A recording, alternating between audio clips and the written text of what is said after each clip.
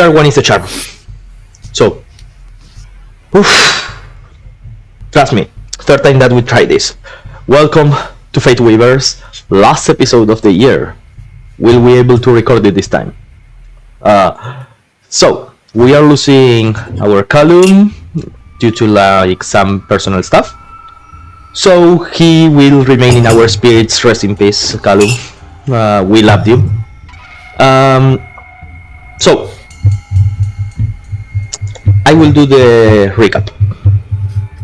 Last we left off, the idiots had to crash land the Nyarmas into an unknown drifter land, a tiny one, couple of kilometers wide, that they found by checking on the sun radar. The ship had been damaged after the party had unleashed some sort of gigantic beast from underneath the miasma, and after being part of like some sort of temple awakening of unknown origin. The party was greeted in this island by a giant flaming undead dog that was being ridden on by the most glam metal half-Albion kid named Marlish, who introduced them to this land and all of its inhabitants, most of which were deceased and working with some sort of forced smile on their face. The party also met Marlish's mother, Sheila, some sort of high mage that has been living here for like more than a century, acting as some sort of protector for this place before the cataclysm occurred. Books were stolen, lore was told about the gods, about Crintia, and about Longstad. We finished the game as you all went to have a long rest, and Angel Kitty was taken in her sleep to Sheila, who removed some sort of device, limiter or something from inside Kauliki's chest stone, all under the request that she would take her daughter, her son, Marlish, out into the world to show whatever remains of society his talents. And that's where we left off. As you all awake, Kauliki pats on her chest, recalling the experience as a very, very vivid dream, and having 5 new scars on her chest. What are you guys doing? Kauliki, you are the first one to wake up, by the way. I'm just like, can I look who's awake? Nobody. You awake kind of before sunrise. Okay. Okay, I'm maxed. I would like first of all to regain Gabba's hit points. At least a little bit. Yeah. I was gonna say, are we doing normal, your rules? We are doing our rules, which means you are not Wolverine, which means you roll hit dice during a long rest. That's fine. Just wanted to make sure. 26. Probably should roll 38. We do very interesting things here in Fate Weavers, like 50. waking up. Okay. Gabba is fine. Not good, but fine. It's okay. She's fine. She just cannot say 3 words. 3. Yes. Yeah, 3 very specific words. What's the third? Did she save on the third? I think she saved on the third. I'm pretty sure she saves on the third. I know there's definitely 2. Yeah, the variations of hair. Yeah. You got bunny, you got rabbit, you got those 2. But she saved on the third. Yep. Okay, good. Yeah, but she doesn't know. She can't remember as a character what the third one was. So. Okay. So This is like that very specific episode of Futurama where Blender cannot say a word or he will destroy the world. So Kauliki would like sit up, like look at the scars, the new ones. Do I feel any different? You feel as if, remember when you first woke up and you first felt those wings for the first time as blood was flowing to new places? Mm-hmm. You feel like that, but all over your body. It's as if something that had been clogged has been released. Just because it's a good practice anyway, I will try and cast Mage Armor on myself. It lasts 8 hours anyway, so it's good practice. Have you described how your Mage Armor looks? I think that it would be something. I don't want to say an electrified kitten, like, but a little bit of Static. Yeah, a little bit of static. Mm-hmm. And yeah, some a little bit of static, and maybe some little zaps here and there across the fur. Yeah, nobody made contact with the static cat. So it feels almost as if your fur is a little thicker than what normal. Okay, and I will check that I normally need. Yeah, it does has material components. Can I cast it? Yeah, of course. Okay. You have a focus in what? Your stone. Okay. So the thing with material components is if it has a gold cost, then you need the material. Yeah. If not, the catalyst. I thought the wrapper was my. Nope. Okay. Yeah. You cast Mage Armor, no problem. Yeah, and my AC is up 3. So I feel that I can cast spells, and I would like to look around and. Who is with me right now? Are we sleeping in the one place, or? Yeah, you are sleeping aboard the Nayarmas in the hammocks. There's some guards on the deck, but most people are sleeping. Okay. I don't want to have a conversation with myself, so normally I would wake up Gabba. Because I would have said Eric is probably not in his hammock, because he's usually the first to rise anyway. Yeah, Eric is probably mounting guard. Probably out on the deck. If I don't see Eric out sleeping, I would go out on the deck and watch the sunrise. Yep. If Eric is there, I would like to. Eric is there. Eric, what are you doing? There's five guards, just mounting guard. So probably because I keep forgetting to do this, so he will do this during his long rest. Basically, form a bond with lesser spirits, allowing me to create a vessel. Because it's part of the cleansing ability, and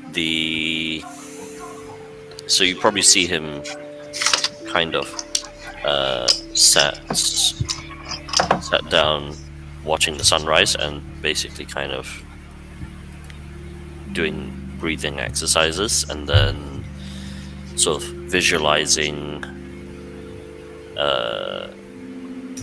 a spirit in his mind, and it probably becomes the shape of I can't remember the Japanese name for it, but the wind weasel spirit. the one that is long in its shape, and sort of lets him. He probably imagines it has sort of floppy backwards bunny ears, just as a little nod to Mirko. And then just kind of gets it to settle around him like a scarf. Yeah. Perfect. Do I see it, or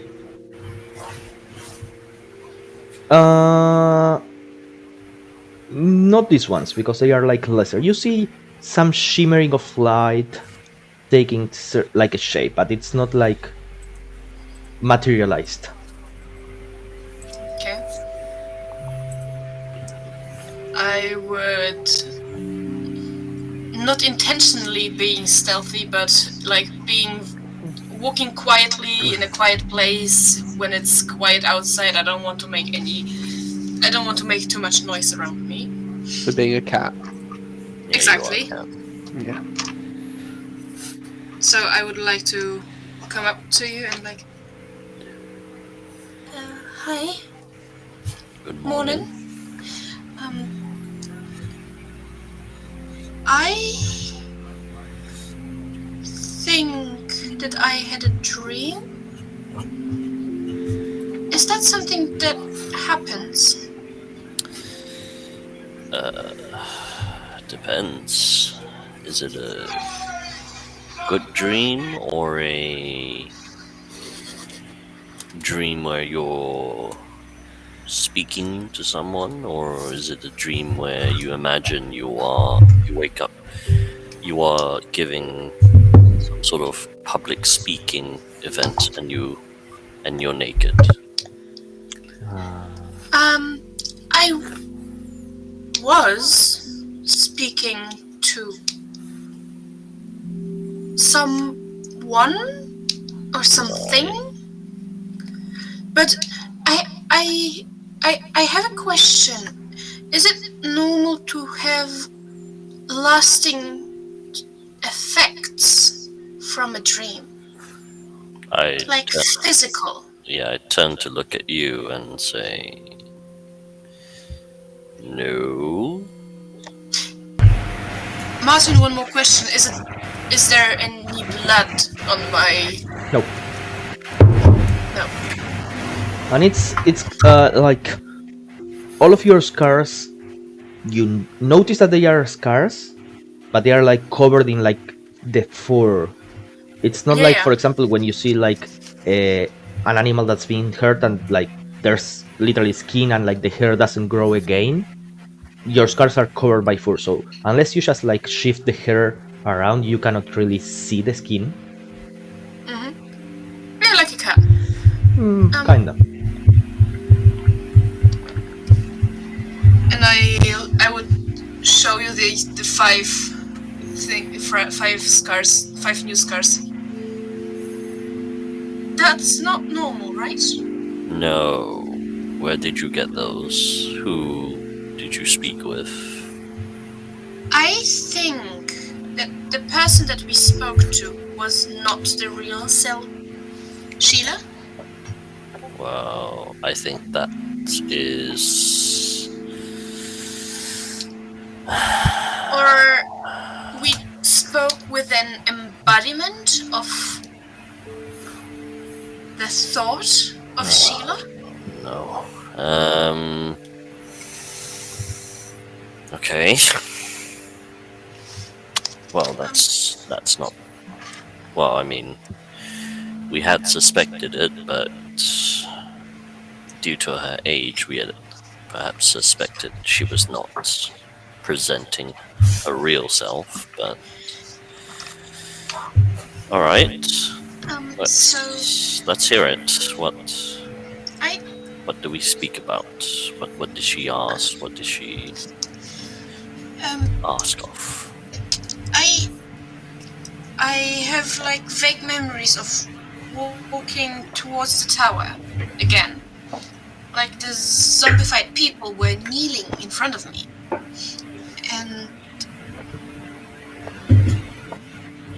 a greenish energy opened the door on the side of the tower, not where we went in, but somewhere near the bottom of it. There was it down, there was a body, like an old body, like very old, dead, not moving. But there, I heard Sheila's voice talking to me. And there was like purple stones everywhere, and I was. And she said that the voice said they were the one. I can read my thing. Wait. We're going to take her son out. Yeah, no. They were the one who started making me. That I was what I am because of them. And she wants to take Malish with us so he can see the world for himself. And then she reached in and took something out of me, out of here. Do you feel any physical pain currently? Do I? Oh, you feel as in top condition. No, nothing.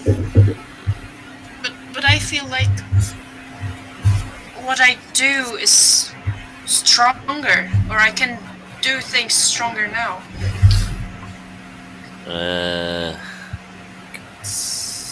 Would I have any clue on what Kauliki is describing in terms of this being possibly a lich phylactery nonsense? Oh, okay. Make a religion check. Not bad at those. Apparently not today. 12. No, 13.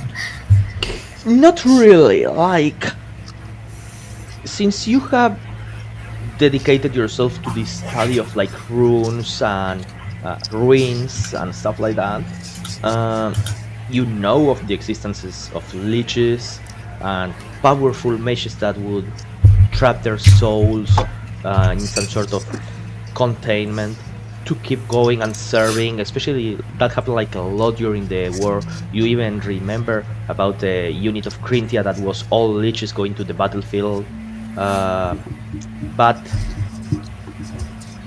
you don't really know about how it works, or what she's describing. Maybe if it's like the PowerPoint of a lich. You are certain that what she's describing is most probably some sort of lich.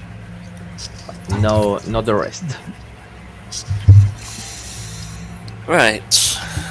Lines up with my suspicions, but alright.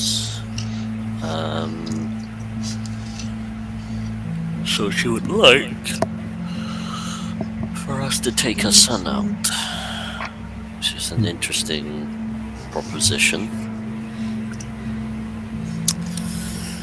Was there a or else part to that conversation?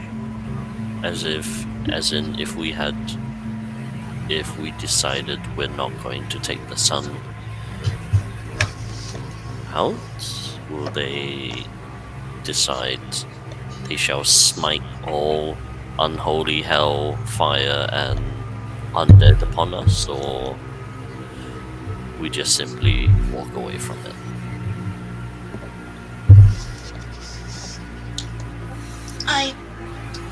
I can't really remember.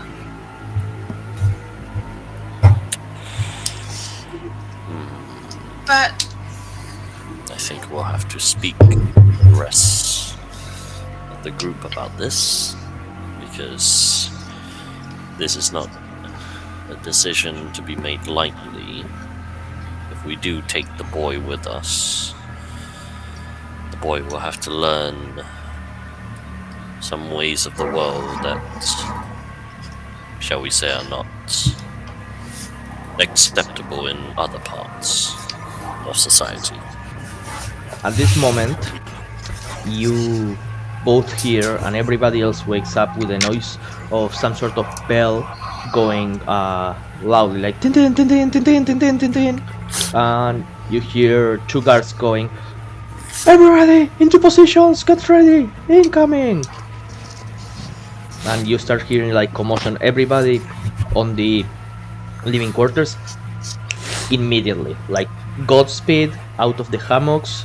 They some don't even put like a shirt and just rush and grab like swords and crossbows and other items on their way to the deck. What do we see? Yeah, grab my glaive that's in front of me and go to where they're pointing the commotion. Sure. If you walk towards the edge of the deck, you will see multiple of the inhabitants of this land slowly dragging themselves towards the ship, towards the Nayarmas. Eric, Kauliti, give me a perception check.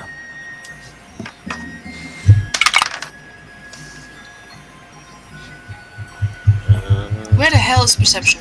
There. Under P. Yeah, 16. Yeah, we go with 16. Eric, That would be a 9 for me.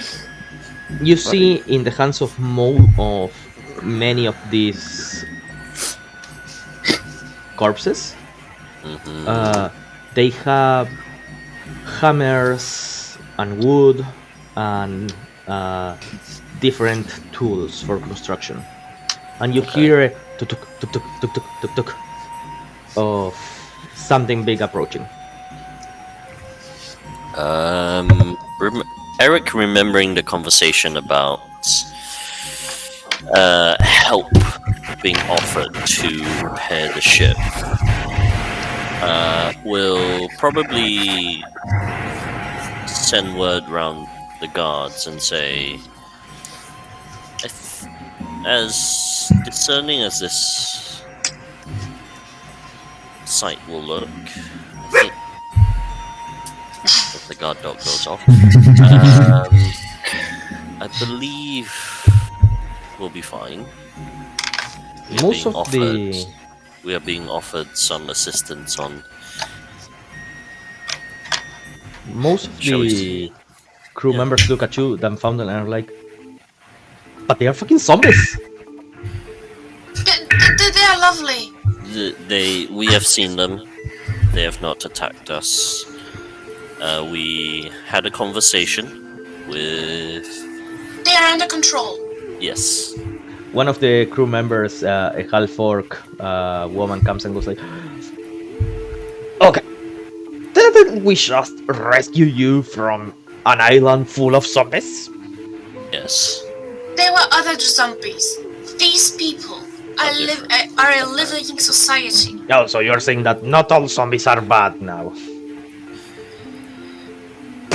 I will prove a point by moving down, disembarking. Yeah, I'm going with you. I'm going to hold out a hand to whatever nearest zombie is coming towards me. I'll say, none of them will bite me. If they do, then that'll be a bridge we cross. But for now, they will not bite me. And Famous last words. Yes. That's how they say What are you hello. gonna do? Stab me? Man, who got stabbed? If they do provide any hostile actions towards us, then that will be a bridge we cross later. But for now,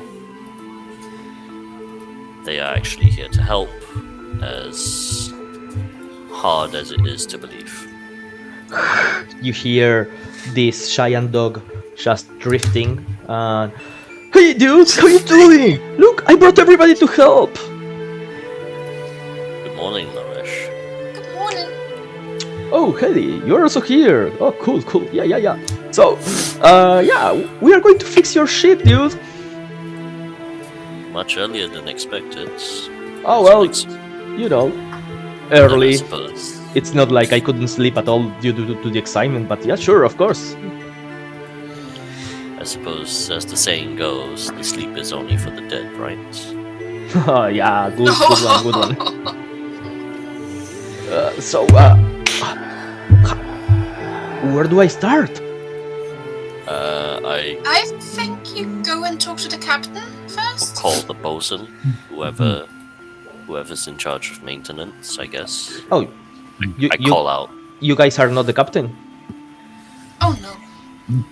I've been made temporary navigator, so we've had some dealings, and unfortunately, I think we've lost a few people along the way. So, I shout to one of the guards, "Where is the bosun or captain?" Whoever's still alive. The Falcon is still alive. Oh, fuck my longus. Hey, Captain!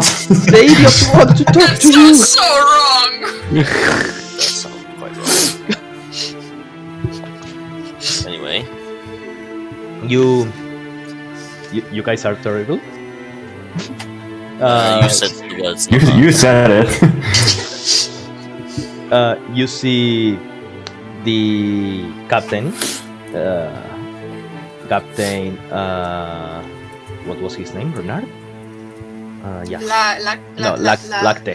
Captain Lacte comes down and goes like, "Ooh, okay, this is. Ooh, I don't really like this one. Here. Ooh. Well, you deal with it." And he looks at like a canine beast walker that has like big glasses and that has the insectoid beetle next to him, and they go like, and this walker goes down. He looks at you too and goes like, so you with your insight you feel kind of like an animosity from this doggo. And yes, how? Okay, you start speaking because I don't really get what's going on. So basically, yes, go on, Kaliki. This lovely gentleman on this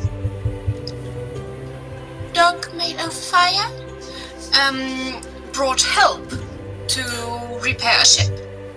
Your ship.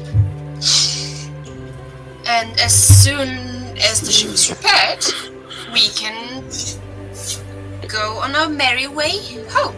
Your home. Whatever home is, right? So, look at these as an additional efficient, hands. unpaid work. All I needed to know. You see, the breed of dog that this beast walker would be is oddly similar to the breed of the undead giant dog. Like, they both are like golden retrievers. The hellhound is a Goldie! Yes. Okay. Unpaid. Why do I love it so much? Unpaid work.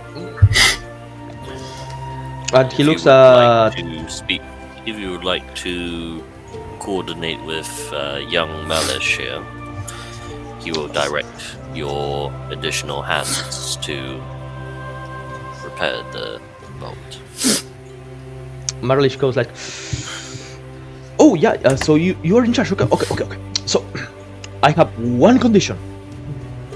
If you want our help, I'm going to be doing like the musicalization.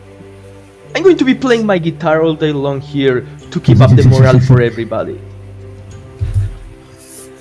Are you a good player? Just the best in the land.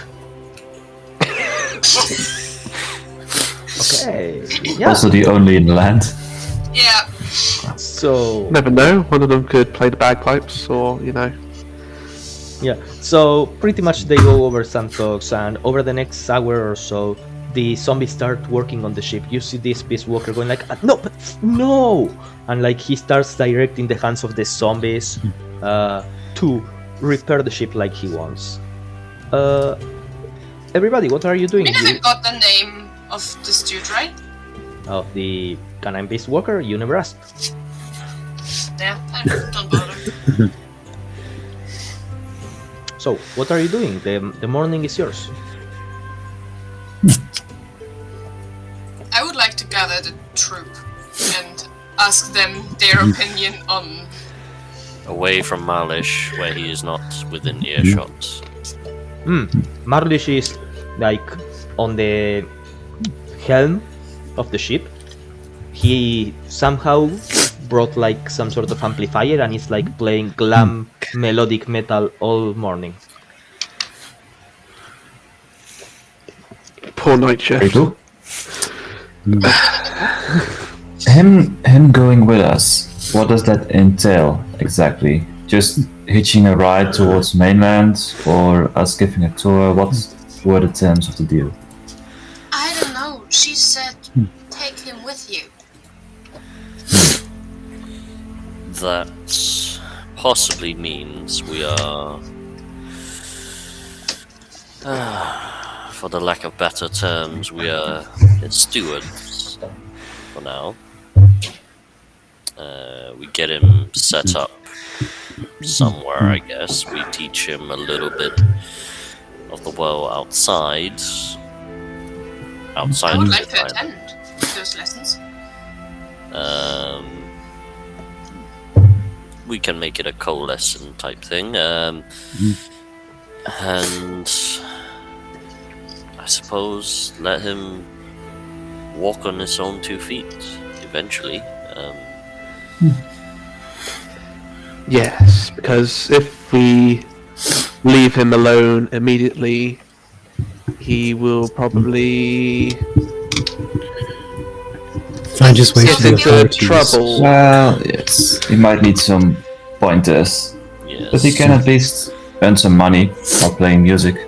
I mean, I haven't encountered very many musicians, but he sounds reasonably well.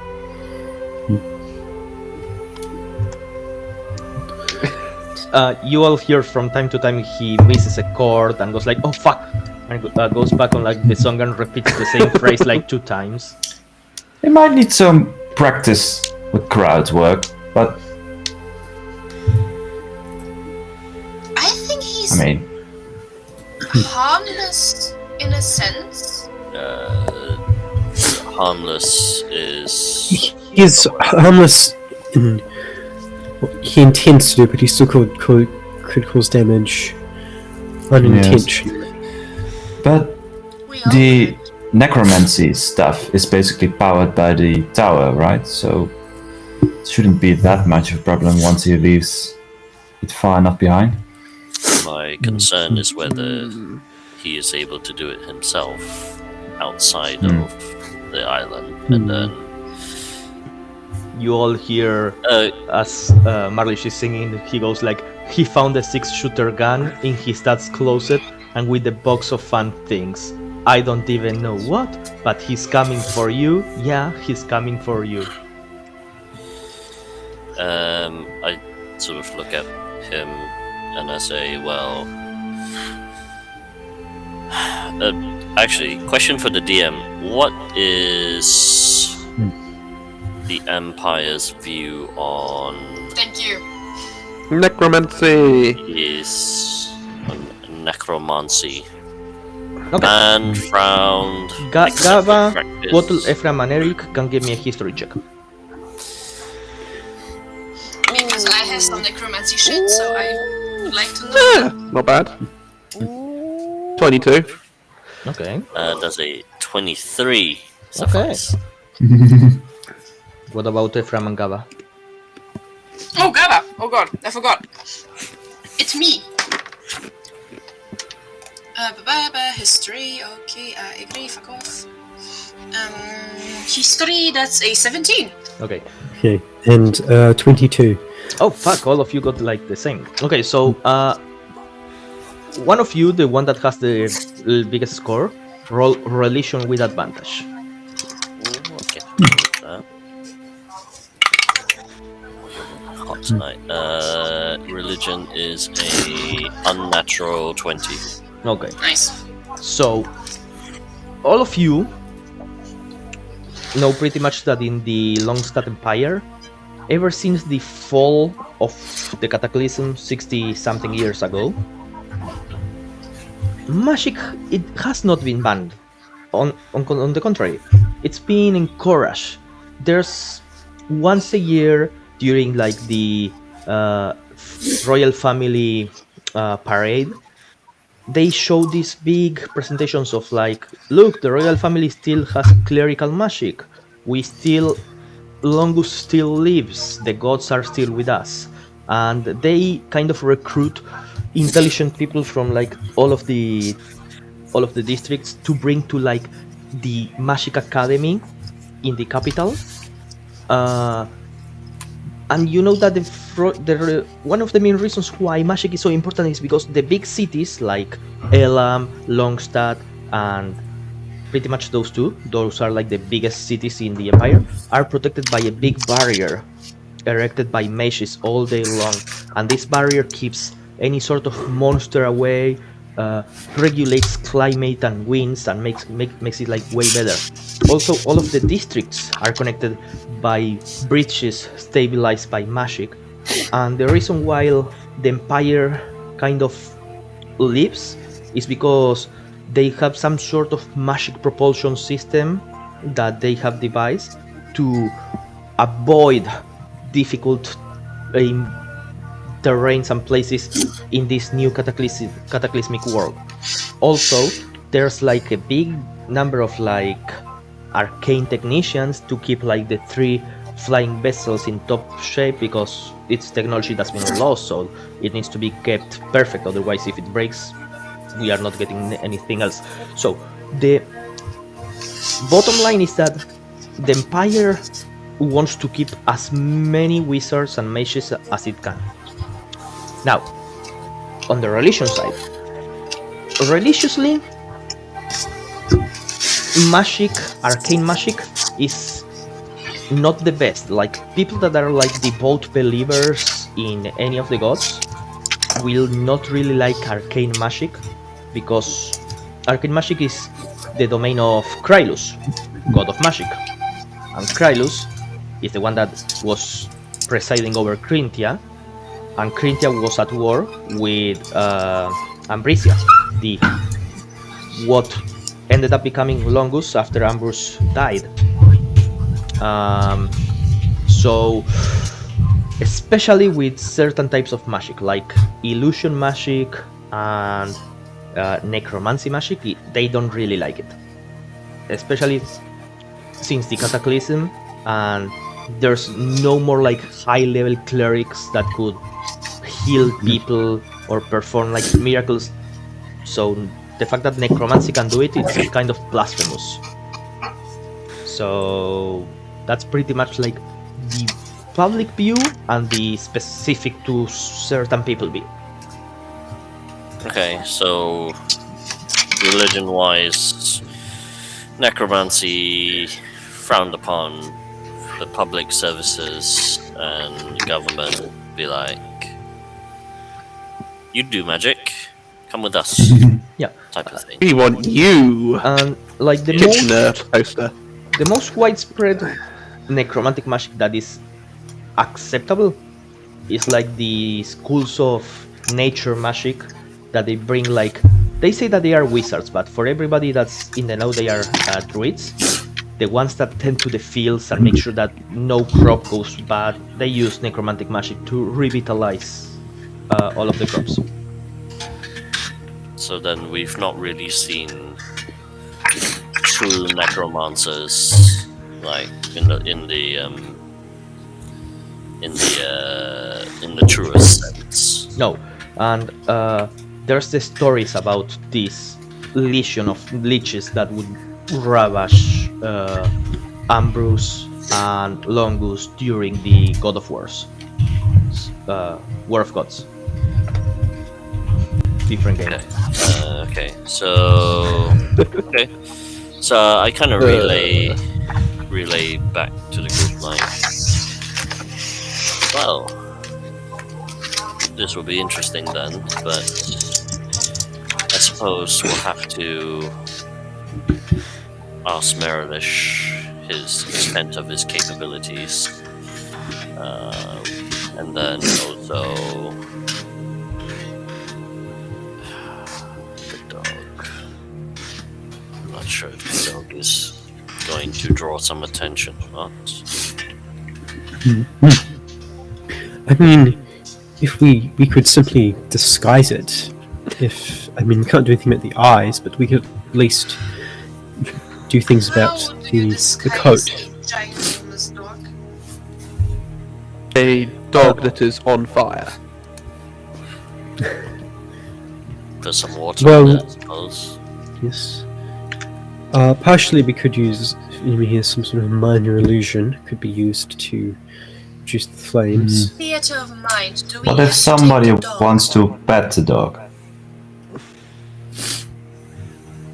Do we have to take the dog? She said only Well- about Merilish, not the dog.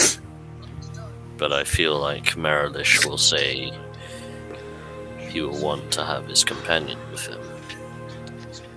And it may be a case of, even if he does leave the dog, he could bring another dog where, if he wants to have another dog. Just let him bring the dog. What's the worst that could happen? Get arrested. Yes, you will get arrested. Get persecuted by the church. For what? For the exact same thing why you attacked those zombies. Well, the dog is still alive. Even though it's on fire. What is the church? I look at It's a religious organization. They oversee a connection with the gods, with Longus and the minor deities, so maintaining clerical powers and using them, ensuring that the god's wishes, the god's will is followed, essentially. One thing that I should add with the dirty 20 with relation. Ever since the Cataclysm and most clerics, mechanically speaking, clerics level 10 and lower, no more magic. And clerics 10 and higher are like a cleric level 3, level 4. Mechanically speaking. So there's no more divine power widespread. That's what happened to make most of the people lose faith in gods. That's why the family royal procession is every year showing that power. And there's only certain places where the religious institutions are still hold some power. In Elam, for example, since that city hates nobles and it's all about the guilds and freedom, there's no church, no temples. Temples are just some public place for people if they want to go, but there's no religious organization. In something like Longstad, like the capital, yes, that's where you would find most of the religious people. So, it depends where you're standing. So is going to a city where the church is with me and Marlish a bad thing? Not. Probably not. You could very easily pass as any other beast walker. Yes. But I can't do the black forbidden magic. Yeah, let's try and keep that under control whilst we're in the city. But I think Marlish is the bigger issue, especially. Is the dog actually undead? Martin, or is he just like? Is it a hellhound? Yeah. Is it Yeah, like because demon? meta knowledge. You can give me an Arcana check. Right now you hear Marlish going, "Oh wow, your head is coming and it won't go. In case you don't know, Yeah, don't the bother with my Piper's one. calling you to join Same. him." Do you know what? Mm-hmm. No, actually, it won't. It won't work. I think. Damn you and your. Because I'm so used to a paladin telling me things. This is not a paladin. Oh no, actually. No, actually, yes. Damn me and my homebrew. Actually. Oh yes. no, I was rolling on the wrong character sheet. Hang on. Spiritual sense will let me. I'll Still don't care. I got a 16. Same. Yeah, I'm not gonna bother to roll because I have spiritual Gabba sense. doesn't roll. That will just. Gaba is betting mine and just going like, "So what were we doing?" I will expend a spiritual sense and basically see if Big Dog is a Undead. undead.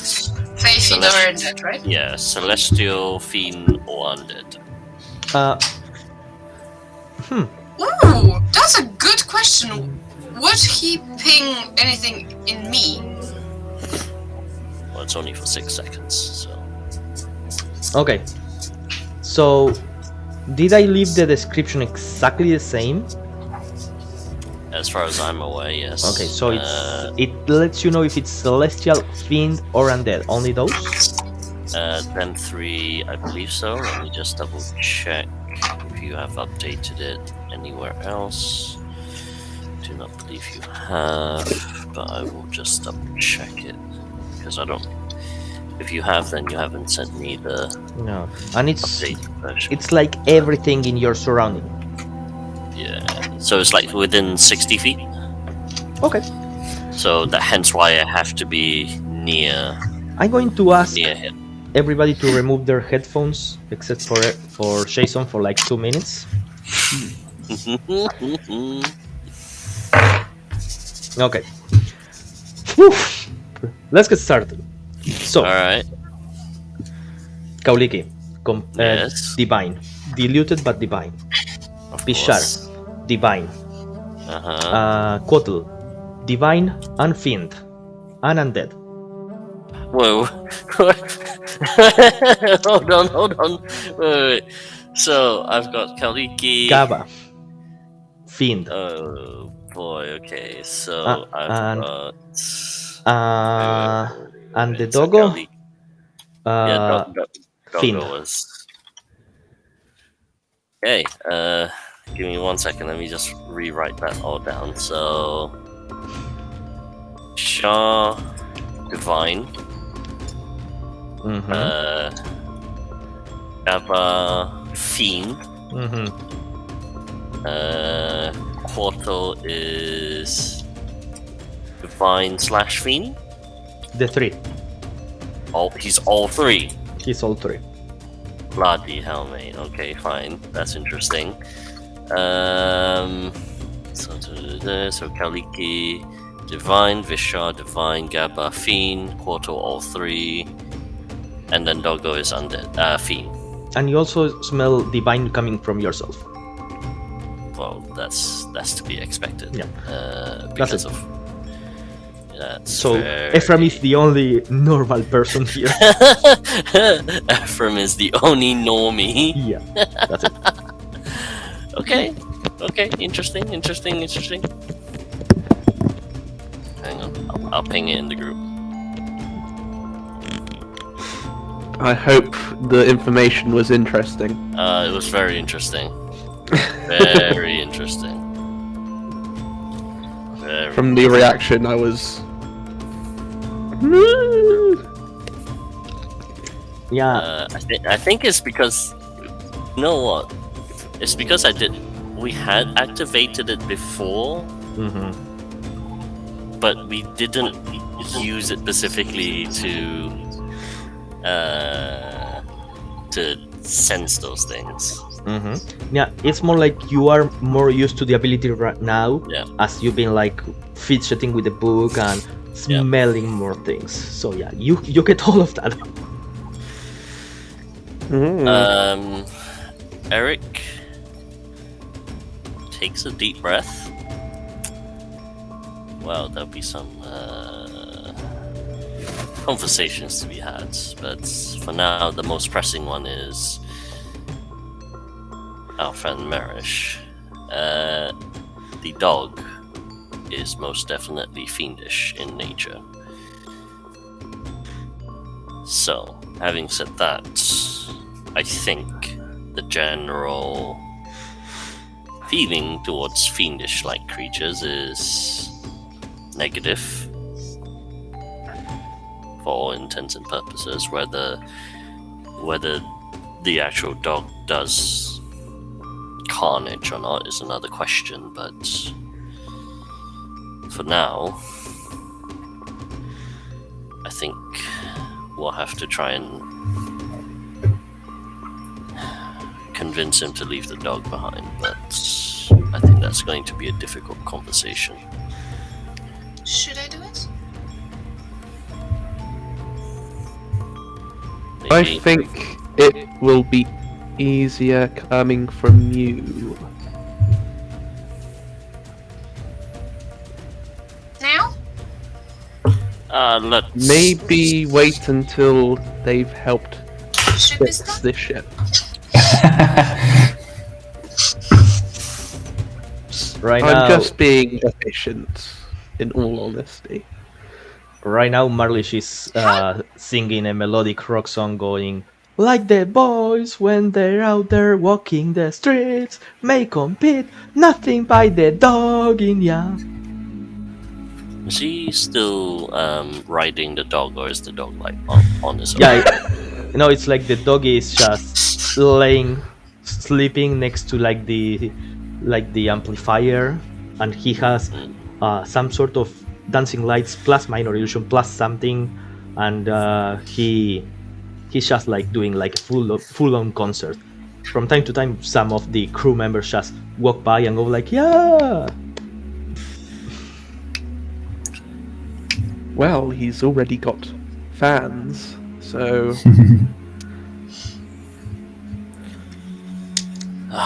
Gonna Kolika have does to not know what see. groupies are. Kolika does not know what groupies are. My only other question is whether should we speak to Sheila again and ask for the specific terms of this deal. Clarifications would be of great help. One question: how did the zombies react to me?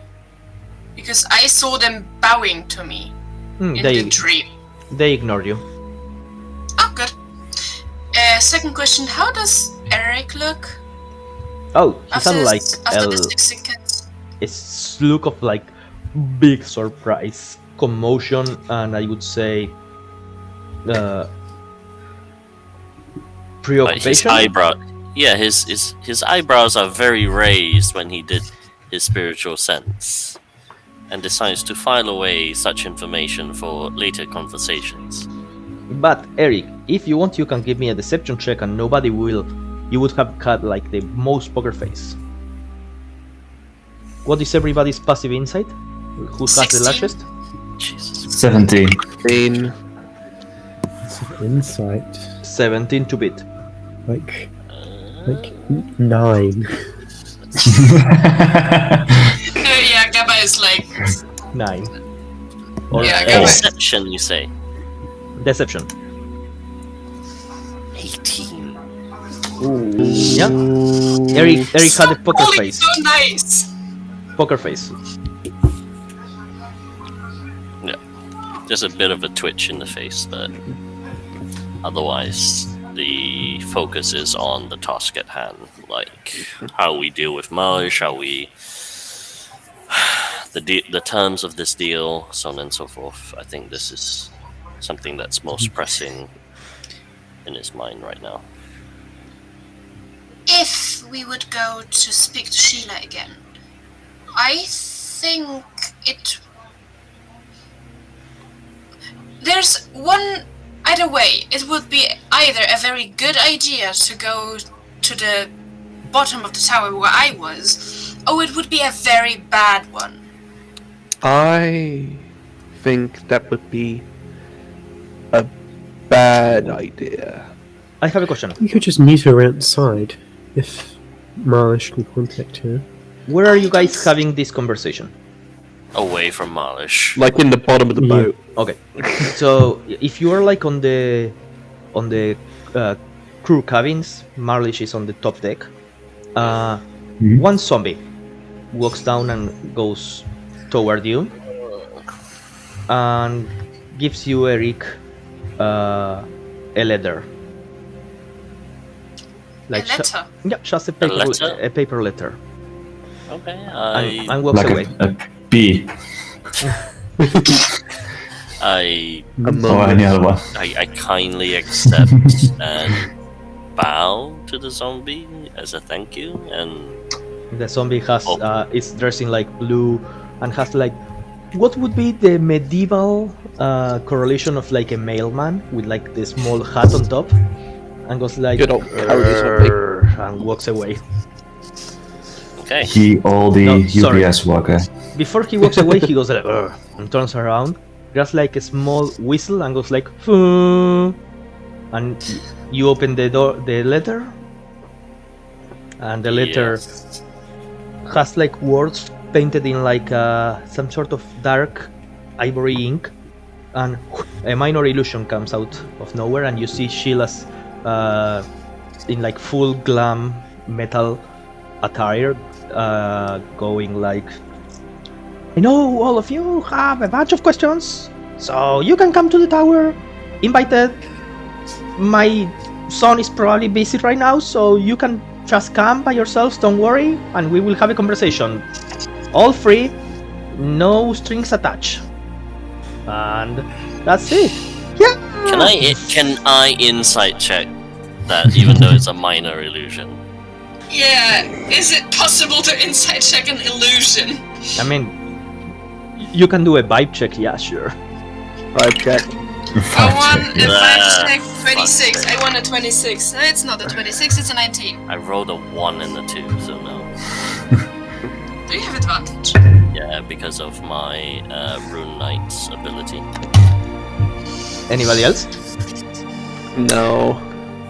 Insight is 10. Total. 19. Okay. Everybody's like, yeah, kind of fishy, but it's like super powerful mage. Kauliki, you don't really have the concept of the super powerful wizard, so you get the feeling that, wow, this is like some very good timing. We were talking about going to the tower, and this zombie comes with like a letter right now. It's like, is she here? Is she listening to us? Like, is she in my head? Oh, did she put something inside me? All of those thoughts kind of go through your head. Well, That timing is very convenient, don't you think? she is a wizard, so And this island is her primary domain. She can probably hear the majority of things that go on, or look in. Oh. I think the Arcanum sucks. Another zombie shows up. Martin, Mm-hmm. do I? Yes, you do. No, I'm fine.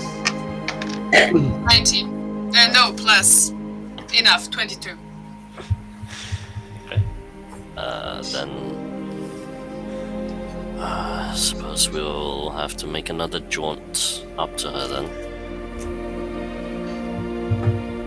Shall we? Leave the book behind, Bryn.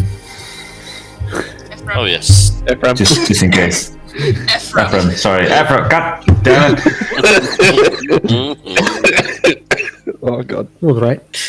I don't know if that means that I was doing so well Green- last couple of games. Bryn sounds like a character and Ephraim is like a real name, but it's like Yeah, I don't know what it is. take it on a good way. Your name is interesting. 40 neuron association.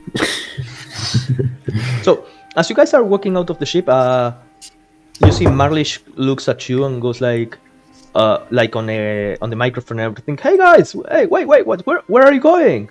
Show's still going. I have like 32 more songs before I can take a break. I turn round to Christ almighty. Marlish. Yeah, I turn round to Marlish.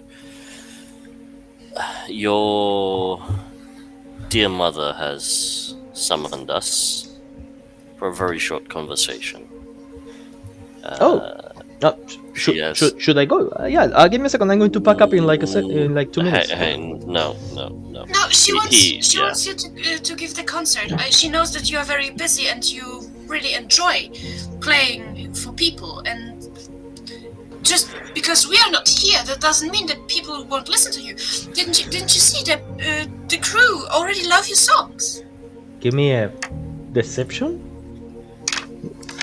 I'm not lying. Okay, you then make it a persuasion. It doesn't change anything, actually. That's a 15 plus 4. Still They go, not bad. Oh yeah, sounds like my mom. Like she's so supportive. I love her. Okay, so since you guys are going out, can you bring lunch for everybody? Sure. Oh, awesome. As in lunch What? for the zombie crew? What do they eat? We don't really call them zombies. It's kind of derogatory. We just call them savitants. The Zombie question- inhabitants? Savitants. Right. So the question still remains: what do they eat? Oh, I don't know. Like, ask my mother. She will probably give you something. Great. Right. Okay. So, guys, make it quick. You'll be back to by like my last song. I will do probably like an encore and blow up something. Fireworks. It's going to Please be not the so ship. rad. Yes, it's not, not the ship. not the ship. No, of course not the ship. And you see that he goes. Are we sure we want to bring this guy? No. I say privately. No, but the problem is that there's a deal that has been made. Are you saying this I in front of feel- him? No. No, we no, are Walk and talk, walking walk and talking. talk. We are walking and talking. We Okay. sort of As you all are walking in out of the ship, Marlish goes back, jumps on like a small stand and goes like, "Okay, Goldie, give me the beat." And you see the hellhound with his tail starts wagging it against like the wood. And that's like the trumpet. That's so pure for a hellhound. So, you guys are walking towards the tower. Anything you want to do before you get there? Yeah, I would like to write my will. I give nothing. Well, I have nothing. I give my 5 small silver to Ephraim because he knows what to do with money. So, as you guys approach the tower, this spire in the middle of the island, shaped like a skull, with like a flaming torrent coming out of the top. You walk in, and let me call you all to the map. Players, summon players to this. Oh! Tailspire. yeah, not even that. Okay. And who is going to give me the stream of the? Oh, I will do it. Yeah, 1 sec. So as you all are walking towards this tower, the main door opens as soon as you are near it. there's music coming out of the tower. You hear, it sounds like metal once again. It's like that's all that people listen to in this place. And that's it. Like, do you walk in? Can I see the door that opened for me?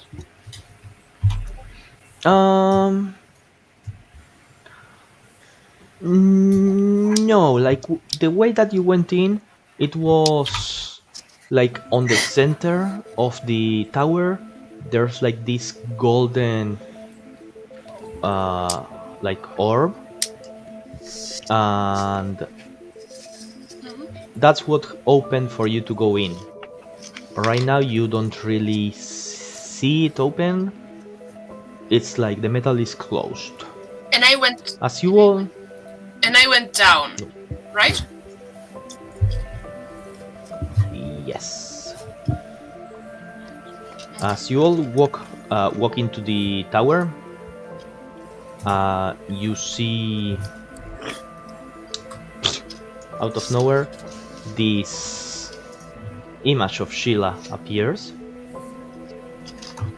and she looks at you. Okay, so I get the feeling that you all wanted to have a talk. So she just claps her hand, and out of like 2 rooms, 2 zombies come and start putting out like a table and preparing it for you. What did you take out of me? Oh, that was like a limiter. When they created you, they put like something inside of you so that you would never be able to do whatever you wanted. Is this like a physical device, or is it almost like an enchantment to one's spirit or something like that? Something like that, you could call it. And you see a zombie comes with like what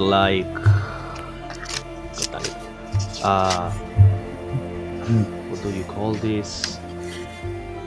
A platter? With some sort of like with a platter, and it has like board. these 3 metal like rings intersecting onto it, and it's Ephraim, give me a nature check. Sure.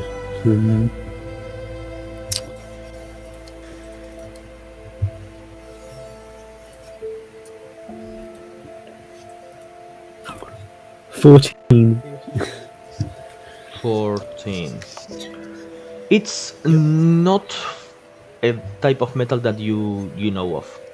You've never seen like this coloration, this alloy. I'm just spitballing there.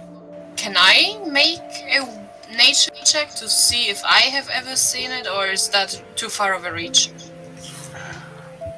You've seen it, like last night it came out of your chest. Okay. Would I know it? Vishara. Give me a nature check. Sure. Come on, Druid. 13. 13. Same thing. You don't know this metal alloy. Alright. You said that you were involved in making me. How so?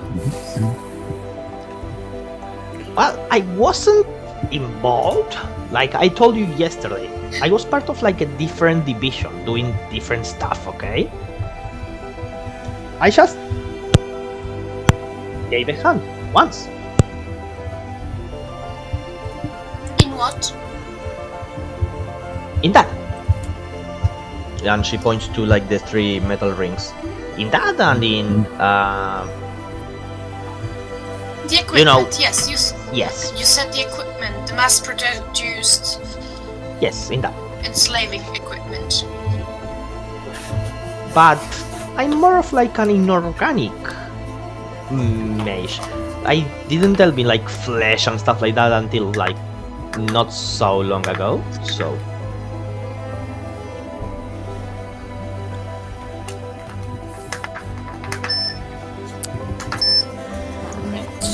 So, What do you want in exchange for us taking Malish from here?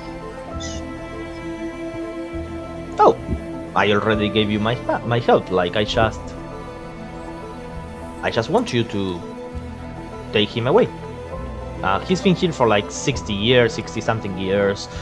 He calls them cycles because of this tower or whatever. You get the feeling that it's been too long, and he needs to go out.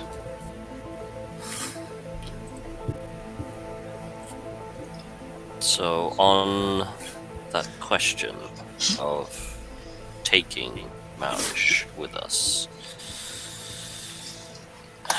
I think, judging from my experience with our deal yesterday, I think we need to have some clarification on said deal. So, Okay. for how long are we to, shall we say, be his stewards, to sort of watch over him whilst he is out in the wilds? Well, I would like my sweet boy to have some friends, but if it doesn't really work, at least you tried, so just help him get to some place with a civilization and then he will fend for himself. I taught him how to do it, so... He was very excitable when he met us. I don't... Is that his normal state? Well... He didn't know how to talk to people living not in you his are control. the first living person to appear in this place in like 30-something years, so you kind of understand the excitement of a young boy. I was rather scared talking to new people. So no, I don't understand. Oh well, different experiences and all. So, let us clarify then. Let us just have it out on the table. What would happen if we simply refused? Well, we haven't really made a deal or something, so nothing really. You would just go on your way, pay us somehow for the help of our habitants, and just be on your way. And then I would find the next possibility to send my son away.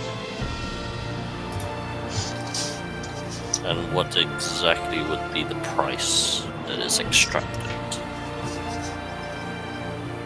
I mean, you've already taken a book from me, so I could take that as a payment. This is not a library. If you want a library, go to the town.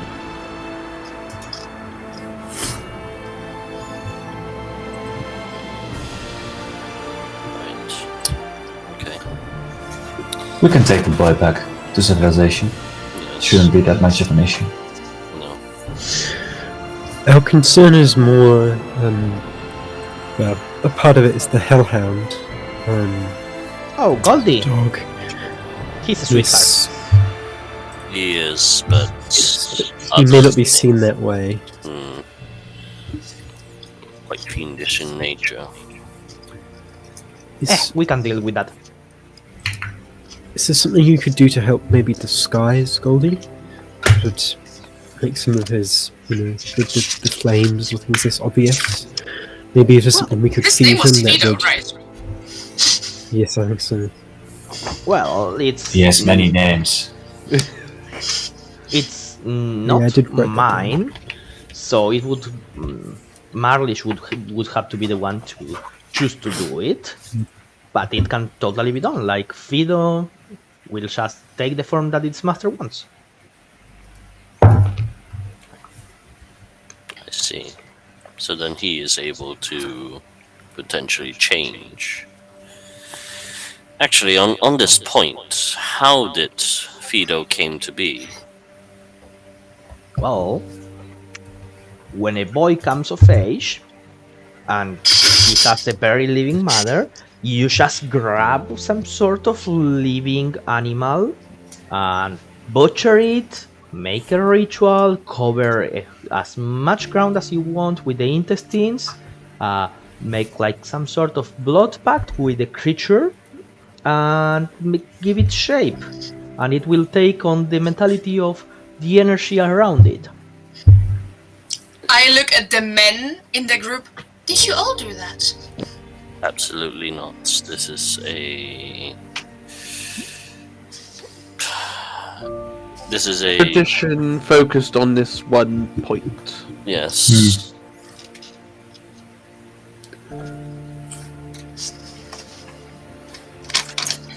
Alright. That's fine. I suppose it will be acceptable.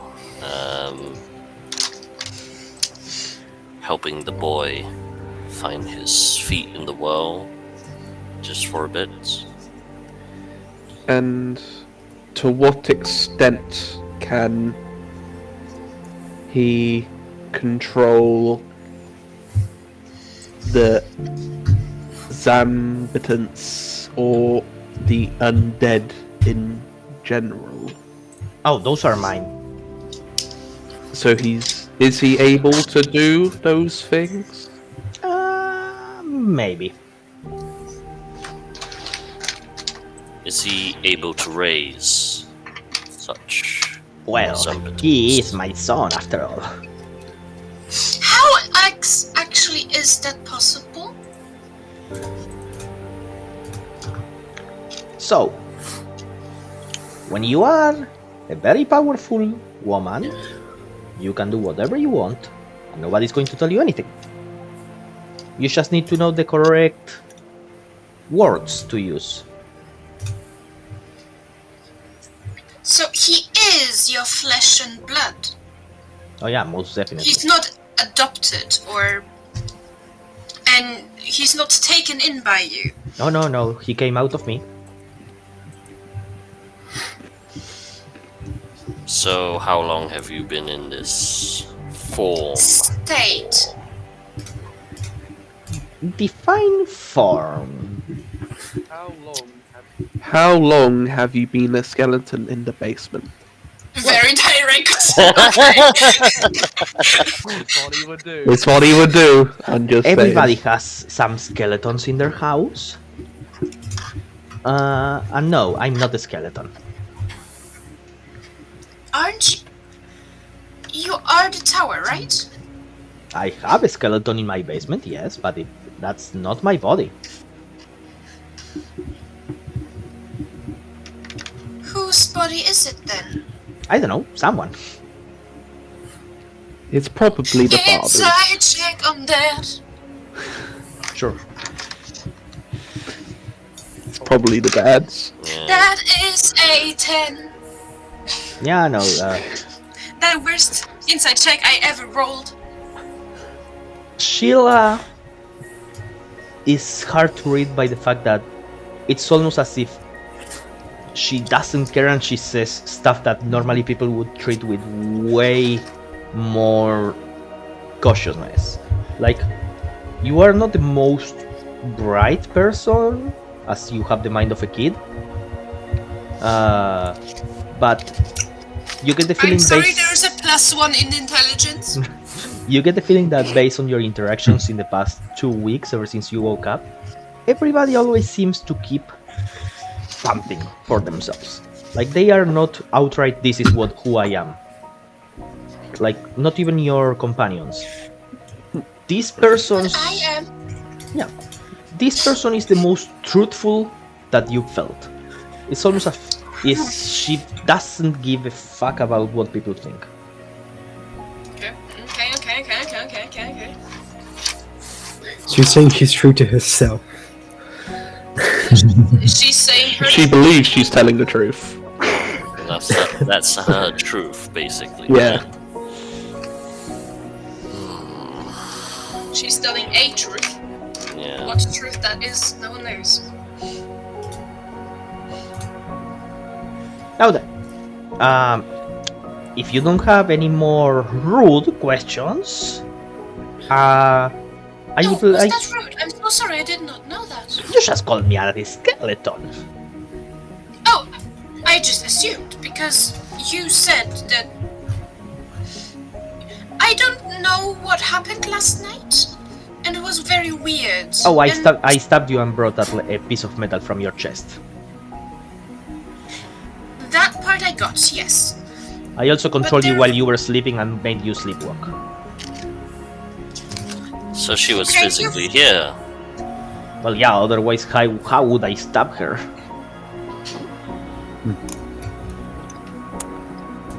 Okay. Okay, good to know. Good to know that is a thing. So, you possessed me? No. I turned you into some sort of marionette. If I had possessed you, my spirit would have been inside your body, and I didn't want that. So you were my marionette for like 10 minutes. Dominate monster slash. Yes. Yeah. Could you teach me that? No problem. But let's make a bet. No, look, you don't need to accept what I'm going to say right now, but I just want to know that my son is going to be safe for like at least an hour before something happens to him. And that means making sure that you don't stab him on the back while he's sleeping. Okay? Now, you all seem like trustworthy folks and whatever. But this is my son I'm talking about, okay? So I want to make sure that nobody's going to kill him in like the next hour or so. I don't want to have him back here. But after the hour, if he dies, it's fine. Where comes the savagery from? I don't think Quaddle was ever this savage. Let's phrase it this way. Let's make a deal. I need two things from you. Now that you have accepted my proposition, and you are going to keep my book, which is part of like my compensation for taking my son away. I want us to make a deal. You won't harm my son in the foreseeable future. And what would be the definition of the foreseeable future? Let's say a year. Alright. Don't kill boy for year. Okay. You will not bring harm, and you will keep my son away from harm for a year while he finds a way to live in the new society that you are going to take him to. Define harm. Would it be harm from us or harm from others that would... If bear you knew ill that will? somebody wanted to stab him and crucify him or whatever, you would protect him. So... Would this would this include if he provoked people, or I don't know? Well, you can be... I mean... I would like for you to be some sort of chaperone and get him into the society and teach him what he needs to do so that people don't make a witch hunt. But it's not a requirement. So, if we do not know about the threats... Perfectly fine. Alright. If he... decides that living is no longer fun and jumps into the miasma himself? Yeah, that's fine. His choice. His body, his choice. I would. Midnight monster. No. I also want you to prove that you are strong enough to keep him safe by doing a small trial. Okay. If you agree to this deal and succeed on doing these two things, I will allow you to take 2 items out of my collection, of whatever you want. I'm not counting the book that you took from me as part of these 2 items. That is already yours. Well, more like mine lent to you for a prolonged duration.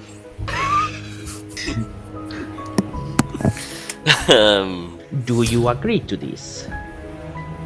Do we What get kind to of know? What kind? Yeah, as that question. Do we get to know what the trial is first? Like 3 people, 1 mind. What trial? Yes. Go to the top of the tower, ring a bell, and come back. What's the Us. catch? From I mean, I don't promise I'm not going to be shooting lasers or something at you to try to make it harder, but that's pretty much it. Ring a bell and come back. And all of you need to ring the bell. all of us. Yeah. So all of us needs. We Okay. will need to be there. Do spells. Yeah, let's have a look at the Yep. good old spells. Yep. Okay. Gava starts stretching her legs. Can I give a elixir of resilience too? Because I made that to Eric. What do item? So if you drink that, it'll give you +1 AC for 10 minutes. Ooh, okay. Oh. Okay. One more thing. Pretty good. If we do that, would you please identify some of our drinks, potions? Oh yeah, of course. Identify all 15 of these, please. Look, We have a crate of them and we don't know what they are. okay, listen. I told you that you can choose 2 things out of my collection. One of those things that you could choose, like us all-powerful mighty wizards, we don't want to compromise part of our mind just with a simple spell as identify. So we just develop tools, okay? I have this handy-dandy mirror glass where you just look at it and it will tell you what it is and identify it perfectly. Oh yeah, I've still got like Can't- that monocle on me that like really is Yeah. obvious and does the obvious. Can't Ephraim just cast Identify? Yeah. No, identify is bards Wizard. and wizards only. Ah. And with this, I'd you have won't to have test to it. rely on me. You would have an identify spell at your disposal forever. Now, yeah, it works like twice a day only, but still. So, then the question. So then the next question is, whilst you are shooting lasers at us and such, Disintegration. Can we shoot back? Oh yeah, of course. and will this be non-lethal or do we expect to die? Oh no, you will probably die, but if you die, I will bring you back immediately. Don't worry. Will you bring us back like your Zabitans or like us? Would you like to be a habitant? No. Not Okay, particularly. then I will bring you back as you, and I promise not to do anything with your mind And body. and body. Pinky And promise. soul. Any part of our interior.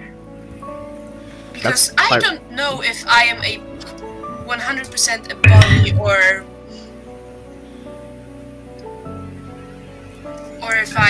if I have other parts like these rings in me.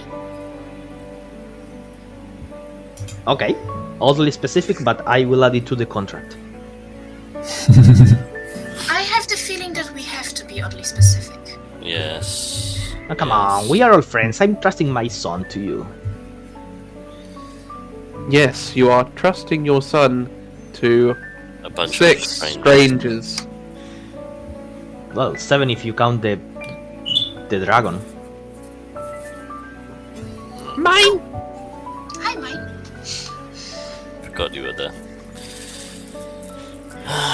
Suppose look at the group. Suppose we get on with this then. Who here has the highest insight? Me, probably. Rick, probably. That's interesting. He has a 17, I have a 16. Okay. I Yeah. have a 16. So when she says the dragon, she doesn't look at mine. Excuse me? You don't know. Squeeze me? You don't realize anything. Who does she look at? Give me an insight check. Inside check.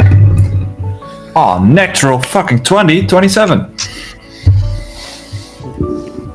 Everybody, please remove your headphones. Yes. It's Milko, I say it. Okay. She briefly. It seems almost as if she is looking at the group as a whole. But you see, like a small twitch in her eyes, looking on Gaba's direction.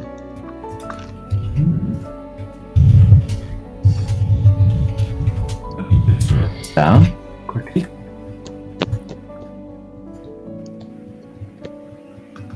Alright.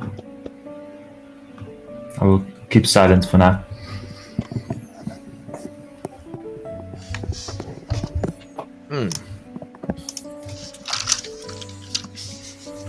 Okay. So, Share with the class. so you all agree? Then it's like fairly obvious. It's super easy. If you die, I will just bring you back. Nothing happens. I won't do anything. You just need to go, ring a bell, show me that you are strong enough to keep my son away from danger for like a year, and you get to walk out with 2 whatever you want. Could be knowledge, What will could be happen books. when we ring the bell? Are we ringing the bell for a new god to appear? Are we ringing a bell to dinner? Are we ringing a bell for just the ringing's sake? I am flattered by the fact that you think I am powerful enough to create a god. Really, love it. We'll add it to one of my next poems, but no, it's just a normal bell. How long after we accept the deal and these conditions does the trial start? As soon as we all decide on the terms. Are we going from the inside or from the outside? You will start out here, like in the center. You just need to climb the stairs. Do not disturb my son's bedroom on the way. He's very picky about where he keeps his magazines. So you will close the tower for it? No, but if you want, I can. No.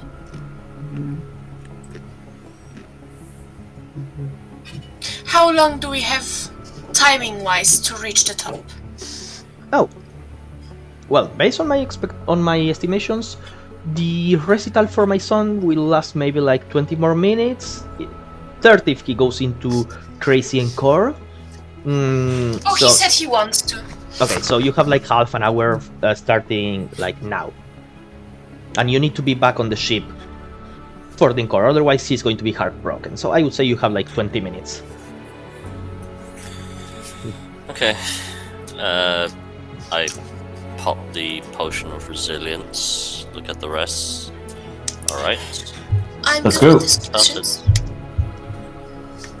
Okay, so if we all agree on these terms, and you see an illusion comes in the center of the tower, in front of all of you, you all read the same. I, blank line, need to get to the top of the tower and ring the bell. The party, blank line, has blank line amount of times to complete this trial. In reward for this trial, we, the party, get to choose 2 pieces of items or informations from blank lines archives. If the trial is completed successfully by all members of the party, that will be proof that we are strong enough to keep blank line safe for blank line. Now, do you all agree to this? And you see in front of each of you a stone pillar lifts up from the ground and stops like right in front of your hand. I want to amend one. In case of death, we will be brought back to life as we are now. Updated. Exactly like you said it. With no alterations to our mind, body, or souls. Once more edited. Has Kalike ever thought about pursuing a career in law? Well, Law and order, Kalike. Because I feel like we've spent the past 2 hours just refining a contract about bringing a guy to civilization and having to run towards the top of the tower to do it. I think we're making it more complicated than it needs to be. I am the angel of... the daughter of an angel of... justice? So... Okay. Right now, was a stickler for contracts, so he would go for it as well. Right now, you have only 15 minutes out of the concert. Yeah. Fine. I agree. Pishar touches the pillar. As you touch the pillar, all of the blank lines fill with the names as if they were signed into a contract. Is whose name Mardish? Yep. What names comes up for me? What name do you want to come up for you? I would automatically think of Kalike. Yep, it comes as Kalike then. Okay. But it comes as Kalike asterisk. So, as you all finish touching this small pedestal, you hear a ping on top of the tower, and Sheila goes like, well, that's your queue line. You have, like, I would say 15 minutes. Okay, who is the slowest of us? We are going to roll initiative. Yeah, I was gonna say, that's probably an initiative roll, isn't it? No, I mean, like, mechanically speaking, the slowest, the mechanically slowest. I have ways I can go faster, so... I do too. Like, twice as fast? I need to cast spells for it to happen, but... Yes. Not quite twice as probably fast. given. Whoa. That's not good. Well, initiative, your boy is that's for sure. I'm not going first. Am I going first? 19 for Kalike. Give me a second. And what is her initiative? 21 for Gaba. Okay, 21 for Gava, Kalike with a 19. Who else? 6 for Big Fisher. old 4. I got 4 as well. I got a 15. You probably go first before me, because I have a 0 on my initiative. Yep. So Gava Plus is there. My combat overlay is not really working tonight, so I'm going to have to do this horrible thing of putting the map down here. We have technical issues. Wait, yeah. Tailspire is saying waiting on GM for me, so I'm not where. Oh. Technical issues at the Fate Weaver's headquarters. Oh, crap. Do we have headquarters? I am the headquarters. Out of character, how tall is this tower? Quattle can probably guess this quite accurately. Oof. Like from bottom, from the stones, from the skull, or from the floor where you are standing on? From where From where we are to the top. I would say like 120. Okay. 120, so... And that's vertically, not including stairs, which Yep. go horizontally, diagonally, and all watch from what's his way. Yep, exactly. Okay. So, Gava goes first. Actually, before we start with this, we are going to take a small break and come back for this. So, What is your speed, darling? 40. Sweet. we'll be back in 2 minutes. Yeah, she's quite speedy. And I'm going to keep trying this until it Sweet. feels more natural. Keep on weaving. No, It does not feel more natural. nope, it doesn't. Nope. And jumping back on, we are going to start with Gava, as she is first she's on the right. initiative.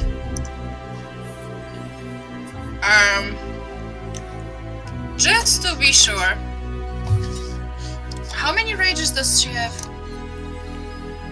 A couple? 2. 3. No, it'll be 3 then. Yeah. Yeah. I would like 19. No. I would like to rage. Just to Okay. be sure. Oh no, that doesn't make sense. Maybe it does. I don't know. Are we in her favorite terrain though? Are we in a Towers. forest? No. I would say the tower doesn't count as a forest. Meh. One rage down.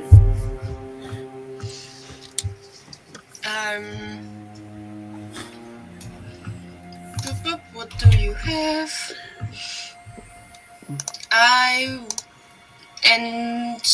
Yeah. She will just because she is an explorer. Mm-hmm. She does have some brains in her, but no brains for self-preservation. She will just run up the stairs. Okay.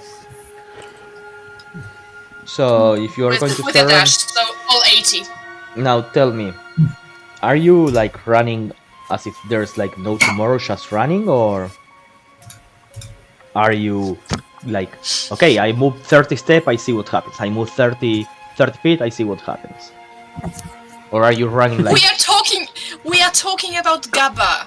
Caution to the wind's just gonna leg it, I think. Yeah, We are exactly. talking about Gaba. Yeah, she will go 80 feet. Okay.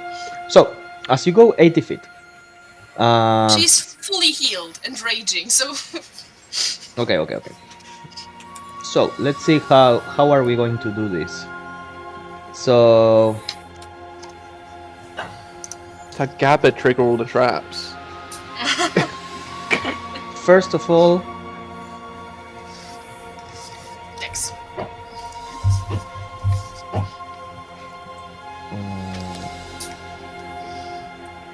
that was 16. 16, 22. As you make 35 feet, move to the second floor. My tail spare does not want to open. Oh, okay. Give me a second. Let me then get Gava up here. Sorry. Gava. Okay, as Gava moves 30 feet, she's on the second floor. I need you to make a wisdom save, as on the second floor is Don't make me- decorated by 3 statues. One of a dog, one of a woman, and one of a boy. And as Gava looks Don't at the make 3 me statues, roll wisdoms.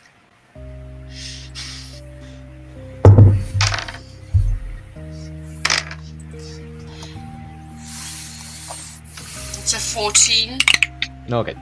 As Gava looks at the female statue, the statue of Sheila.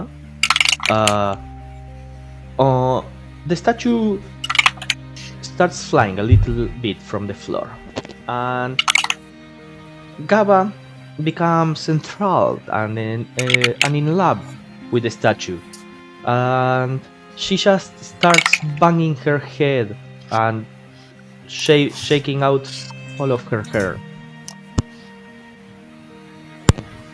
Gaba becomes charmed. Wait. Let me read if she is something. She might be immune to being charmed because of the rage. I don't think she's that kind of barbarian. Nope, I think she's No, it's just the damaged. level. It's just the level that gives the ability. She might not be high enough. But maybe something in her features will say she has advantage on. Don't think so. Nope. Shush! No, I don't want her to be enthralled. it's only that at a certain level you become immune to being charmed while raging. Yep. And She's it's not the. I think it's not Too the high. totem warrior, the totem barbarian. Mm. I think the totem Wait, barbarian. what race is Gaba? Half orc. Half orc. Okay. Half. I'm not saying. Hmm. Mm. Yeah, no, I don't think she has anything against charm. No, she doesn't. That's the Yeah, because berserker. I read something weird right now, and then I. No, that's subclass. Yeah. Now, she's charmed. She's not going to be able to do a save again unless something damages her or in a minute. Okay. Go lick it. Oh fuck. That was very intelligent of me right now. Is the door locked? Which door? Out. No, it's not. I would like to exit the building. No, yeah, no problem. Let me just. So you can exit the building. It's going to cost you like 30 feet of movement. That's fine. Okay, no problem. I would like to activate my wings and fly with Okay. it. And stay down there because I don't have a dash. Okay, no problem.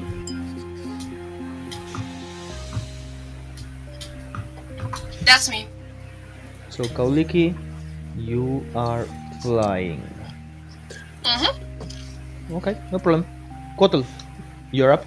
Bishar, you're next.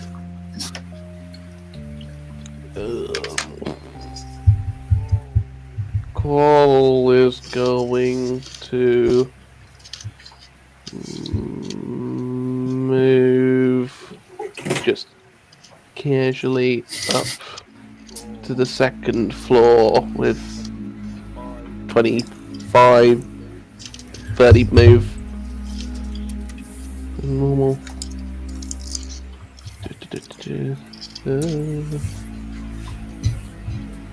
Get to there. Okay. Gabba. Why have you stopped? You see, Gaba is just. Wow. She's beautiful, man. Can I attempt to identify a possible cause of Gabba being stupefied? I'm going to say that Gaba, you don't need to roll. Like, you saw Gaba started sprinting like full power, and now, like, she stopped, and you know that she's faster than this. So probably something is going on. She's stupid, but not stupid to compromise the mission. I try and figure out which thing it did what. Mm. If it's a particular item in the room, or Sure, you can if give it's me- just the room itself. Give me an Arcana check. That's going to be your I said bonus she action. is beautiful, man. Yeah, that's a 15. Yeah, it seems like probably the statue that's floating in front of Gaba is the cause. Probably the very magical, very floating stone statue. Oh, you never know. It could just be very weird decoration.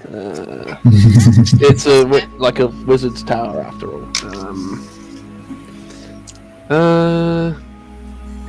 How heavy would you say this statue is? Oh, DM. Take it.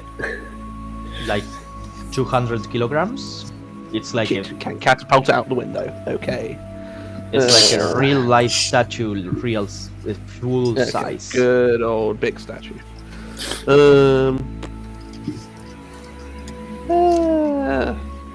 And you said there were 2 more statues? Yes.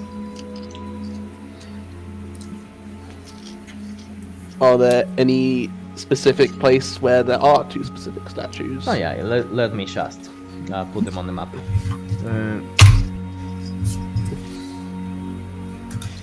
This is the statue of the sun, and this is the statue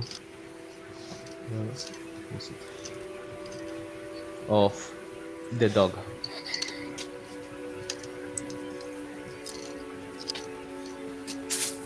Ah, very doggy dog. Yeah. I can't remember Sheila saying how attached she is to the tower being undamaged. No, she said that So- you could counterattack. She doesn't really care. Okay. Cool. I cast Shatter. Oh, you. Ah, yeah. I know you. Yeah. All right. That's gonna be a shatter at I don't know. Let's go a 3rd level. Just may as Sure. well. Automatically fails dexterity saving throws and any sort of saving throws because they are Yeah. inanimate objects. Cool. That'll hit all of them. So, are you hitting Gabba too? No, not Gabba 2. Don't wanna. I knew. So they will each all take 21 thunder damage. Okay. You see some cracks forming in the statues, still floating in the air. Isn't it doubled against objects or something? I think it's With shatter. half. Oh, but it's shatter. What does it say? Creature made of inorganic materials such as stone, crystal, or metal has disadvantage. A non-magical object that isn't being worn or carried also takes damage if it's in the spell's area. If my understanding is correct, all damage, unless it's siege damage, is halved. No. I haven't heard of it before. Doesn't sound right. Because it's not magic. It's magical damage. So, unless the stats very clearly state it's non-magic, like all damage done, unless it's siege, is halved. Is usually how I read those stats. Again, DM ruling. Huh, is okay, magic. yeah. Now I see what was my confusion. Slashing and piercing is halved. Yeah. Psychic is immune, and poison is immune for all objects. But this other one, this is bludgeoning, right? No, this is thunder. Thunder. Yeah, I'm going to count it as full damage. Okay, so in that case, you fracture the 3 stones. And Gaba stops banging her head. That's it. Whoa, Oh, that was weird.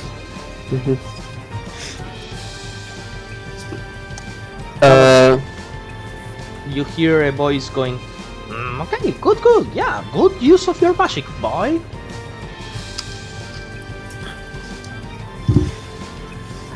Gabba, I think you can go on ahead if you're okay. Sure. And yeah, I used my bonus action to do identify, so I can't do any other stuffs. Okay. Bishar, you're up. Alright. Fisher will just move up. 5, 10, 15. Oh, I'm having some trouble with the stairs. I think this is 30 to get over here. Ooh. Ah, hello. And seeing as there's nothing else left in this room currently, I will just use dash to continue moving towards the next level. Yep, sure. 15, 20, 25. 30, I think. I think I can get here. Okay. So as you are going through the middle of that staircase, give me a dexterity saving throw. Fun! I will use a Cosmic Omen to roll an additional d4. d6, I mean. So 17, 19. Yep, perfect. No problem at all. You keep going. That's your turn? Yes. Eric, you're up. The stairs, which will get me 35 feet. Give me 1 sec, just grab my mini there. Come on. Alright, so then I'm at... Guys, might be easier if you No, select which your is mini and you just like use shift and the arrows to move, or like arrows.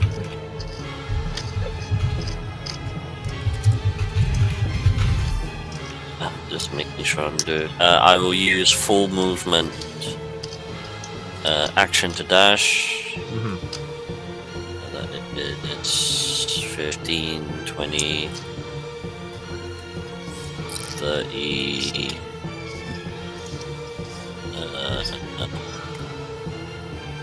70.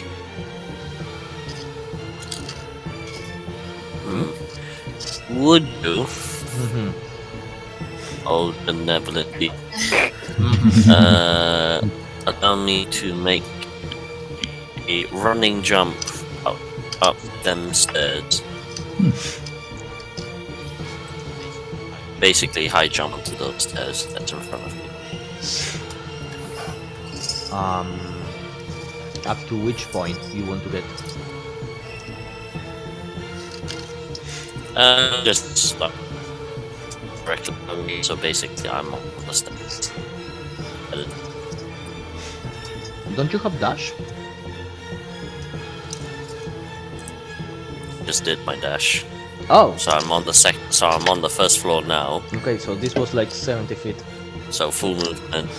Okay, you can make an athletics check. If you get like over 15, I'm going to give you the additional 5 feet of movement. If not, you will get the 5 feet of movement, but you will fall prone.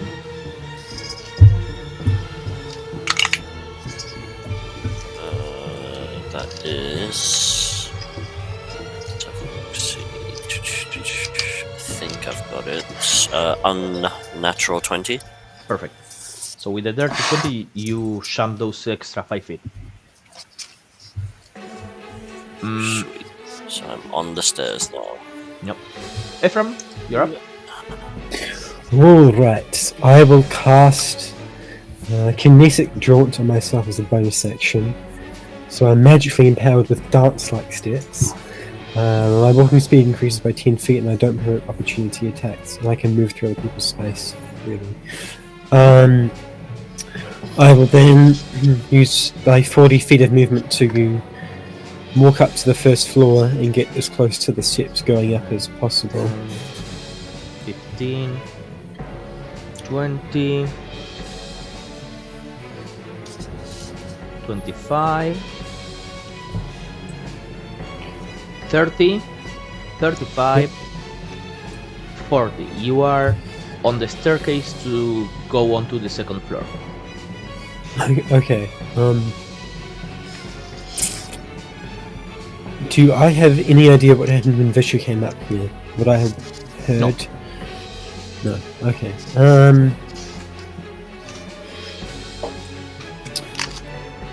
I will continue going then. I'll Another dash. 40. Yep. 45, 50. Give me a dexterity saving throw. Yep. It's not very good. Saving throw, that is a 7. Okay. In that case,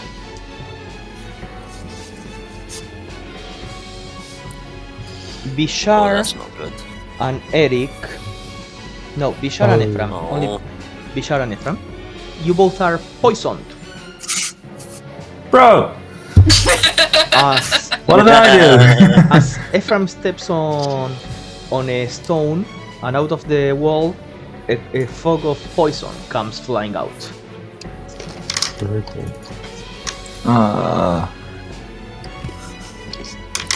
Remind me, what does poison do again, mechanically? Disadvantage on everything. Cool. Everything, Great. basically. Thanks, man. So, moving on. That was 50, 55, 60, 65, 70, 70. Ephraim, give me Hit. Oh, sorry. another dexterity saving throw. Goodness sake. Is it with disadvantage now? Yep. I hate to say that. Yeah. I'm so sorry. Everything is going to be with disadvantage for those poisons. Nope. Okay. That's 3. Ephraim. Yep. 70 feet. You hear another click. It's almost like a smoke bomb coming out of the stair explodes. Everything here in a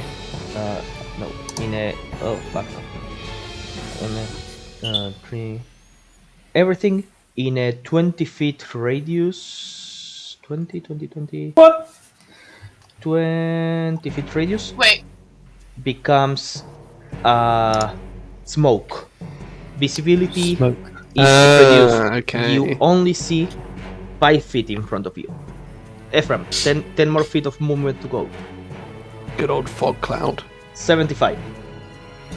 Yep. 80. Yep. Ephraim, give me another dexterity saving throw. oh my god! Oh my gosh. Okay. Jesus Christ. Cowley So had the I right can idea. Use that. It's not any better. Like 4. Bloody hell. As Oh my god! Ephraim goes running up the stairs, past everybody, in a speed that you've never seen on a dwarf. Poison. Alex. Bishar covered in poison. Eric, you stop as you are ready to keep jumping the stairs. You see the poison cloud in front of you. Ephraim rushes through it. Once again, dust. Dust starts to cover everything. As you all are being covered into this cloud, Ephraim keeps running, coursing through the cloud. Once more. As Ephraim, in the middle of the darkness, something cuts you. Oof. Ooh, ouch. Ooh. Okay. Ooh. What's your AC? 16. I need you to roll me 2d12.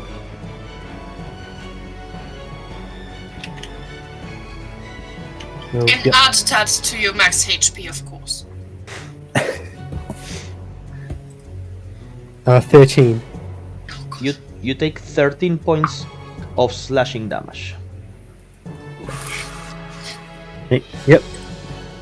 And that's your turn. Yeah. Gava. Yep. Gava will stumble forward because she doesn't see shit, and trying to remember where the steps were for the next level, and she will try to avoid the traps that she saw, but Okay. she will go up. Now, here's the thing. This staircase doesn't have a handrail, and there's no visibility. So everybody that moves through the fog cloud is going to have to make an athletics or acrobatics check to try Sure. to not fall. How much of Gava's movement do you want to take? Based on how much you move, the difficulty increases. I would like her to go to the next floor, out of the cloud. Okay, so that's going to be 5, 10, 15. Here is where the cloud begins. Yes? 20, 25,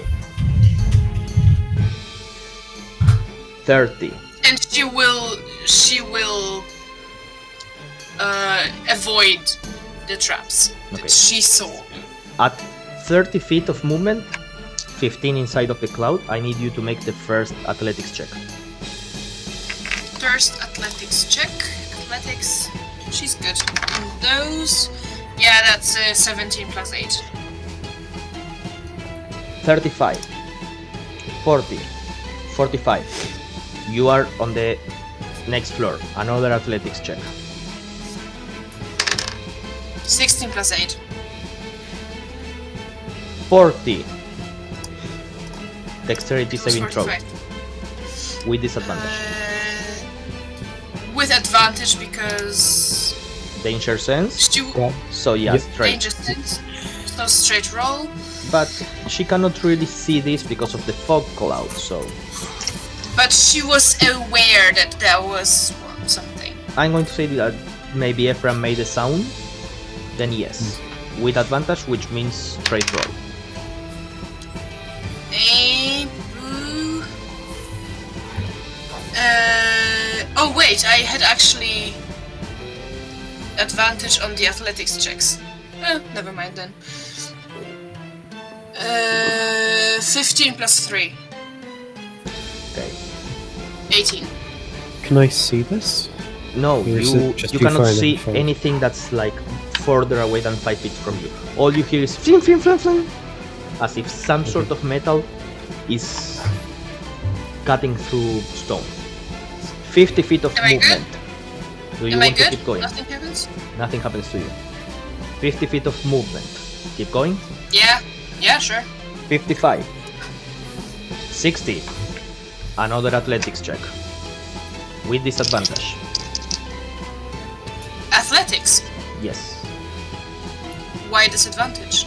Because you are going through something that you cannot see. Okay, I am raging, so... So, straight. Disadvantage. Straight. Is that an... Yeah, that's a 9, so 16, 17? Ooh, okay. 15 more feet of movement to go. And one last athletics check.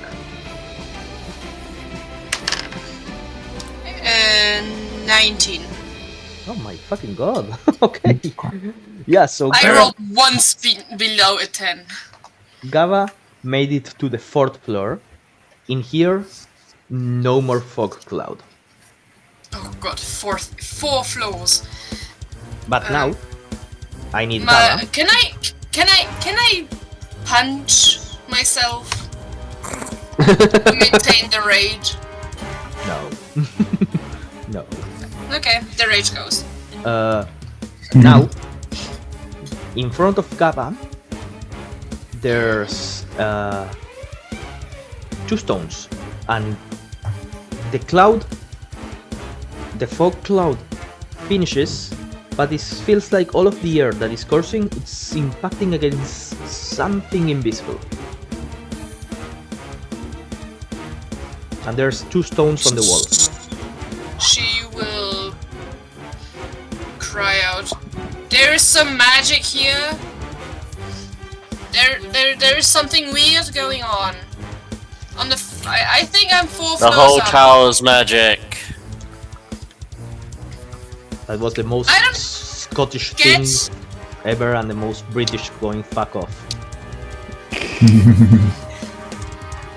I don't get magic.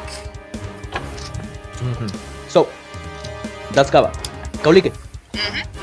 Kaulike casting haste on herself. Okay. 3rd level done.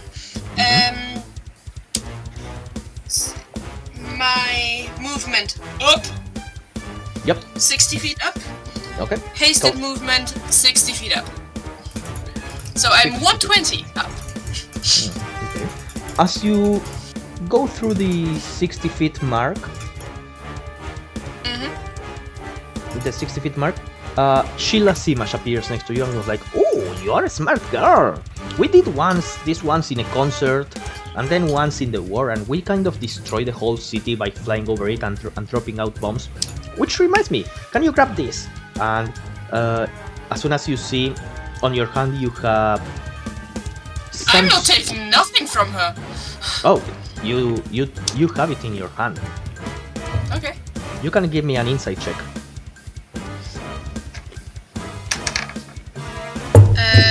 That's lots. 17 plus 6. Yeah, like as you started to fly away, you realize that Sheila was at all moments next to you, and you just extended your hand willingly to grab something at some point. And you have this black thing that has like a grim sort of smile painted with like neon pink. As you cross the 60 feet mark, the eyes of the skull glow in the same neon pink. Give me a dexterity saving throw. I am hasted, so I have advantage. Oh, nice. Now, let me be completely honest here. You need to avoid the an 18. 18. Yes. With a plus 3 on dex, so I need a 15 on or higher on the die.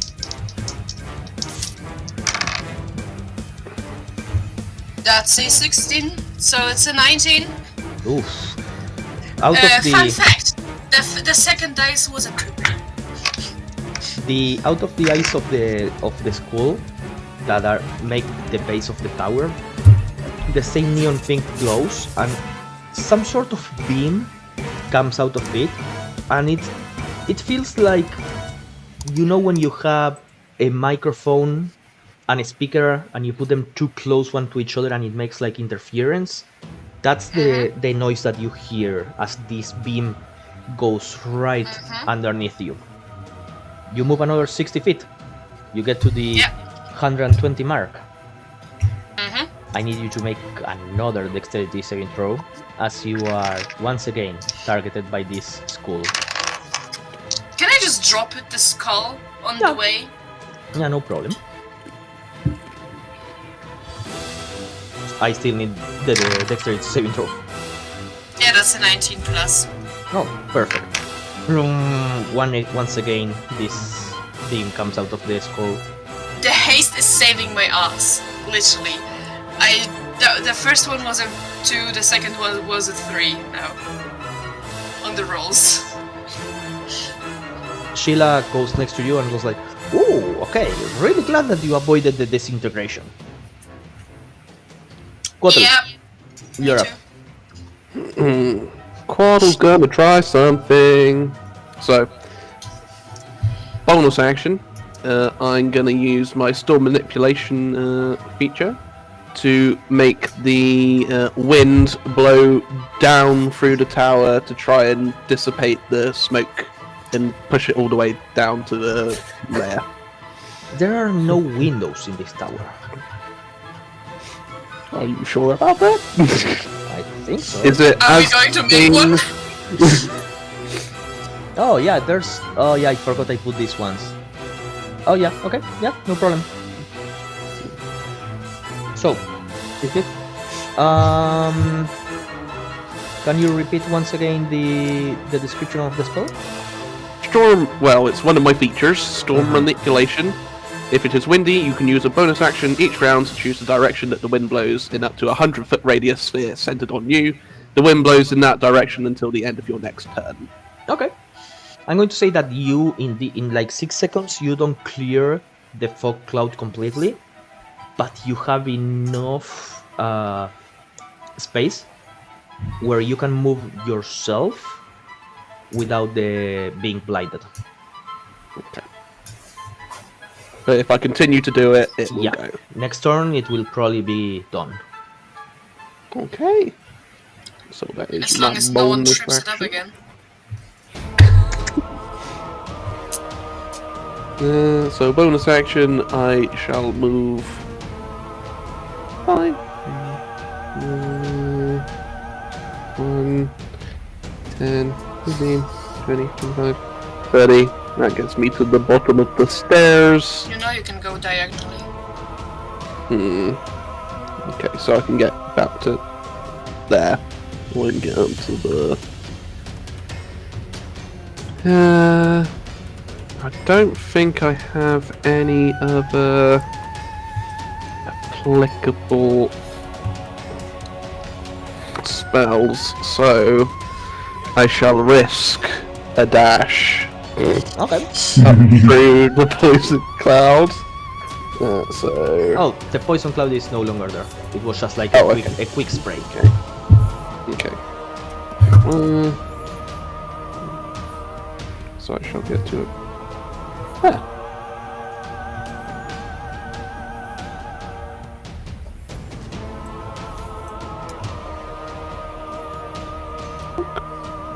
Now, I have as you completed. get to this floor, I need you to make me a dexterity saving throw. Oh no! Activate something else. Yeah. You've activated my trap card. Natural 18 for an 18. Okay. Once again, you hear flim, flim, flim, flim, the noise of something metallic going through stone. Okay. I have nothing else, so that Okay. is my go. Yep, perfect. Be sure. Alright, first off, I'm going to cast Lesser Restoration on myself to end the poison condition. Fucking druids. Yeah. That does take my action, however, so I cannot dash, so I will just use a regular movement to get as far as I can. So 10 and 20 makes 30, so I get to about there. Oh crap. Okay. Okay. Eric. Oh, sorry. You move like 20 feet. But you are going- 30 feet. Yeah, but you are going next to Quotal, and Quotal is clearing up the dust, so it's okay. Eric, you're up. Alright. Right. Seeing the fog, Eric's gonna use the glaive as kind of like a blind man's stick. Basically, like tap as he goes up. Triggering all the traps on the way there. Well, the glaive has reach, so he knows that he knows that one particular stab has got that poison spray. So he's going to walk gingerly up the stairs. It is the step that he saw that was triggered. What did that give me? That gave me about 18. And that will be 35, we'll say. Right, so going in between Bishar and Quarter will get me up 35. Yep. Now the question, did I see Ephraim trigger the dust cloud trap? You saw I was on Ephraim. the stairs when. You saw Ephraim going up and the trap being activated. You don't know the exact step where he stepped. Okay, but I know it's not the first step, so. Yeah. Full movement. Use movement to dash. Okay. I'll go on the first steps. And then basically high jump it up onto the next set of steps, Okay. hoping it doesn't trigger. No problem at all. You don't even Cool. need to make a roll because you still have enough movement. Sweet. Now, as you get to this floor, I need you to make a dexterity saving throw. Oh, my favorite. Disadvantage. Oh, that's not bad actually. Because you this Oh. place is completely covered by fog. Still not bad. 17 and a 13. So 13. 13, Okay, 13 is not enough. of course. Those metals, you feel something sharp cutting you through your legs. Roll me Ouch. 2d12 and take that damage as a slashing. Double ones, baby! I forgot to grab my d12s. So not double ones. That was 11 damage. Yeah, that's fine. Ephraim, you're up. So is it still basically fully obscure down the level I'm on? At this level, yes. Okay. Can I get one of the gust crystals I got from the temple out? Oh. And use it to. Fun fact. That air stone, air first with an I, air second with an E, is shattered. Do you want to use it? Oh, you mean the crystal that I get in is Yes. shattered? Yes. Like it has fractures along the elemental stone.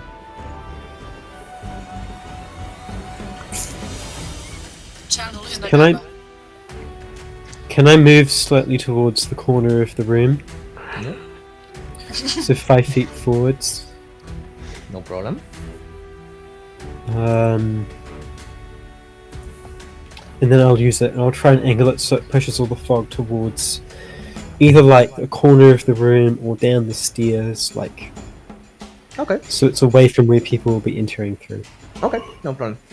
I need you to roll me a flat D100.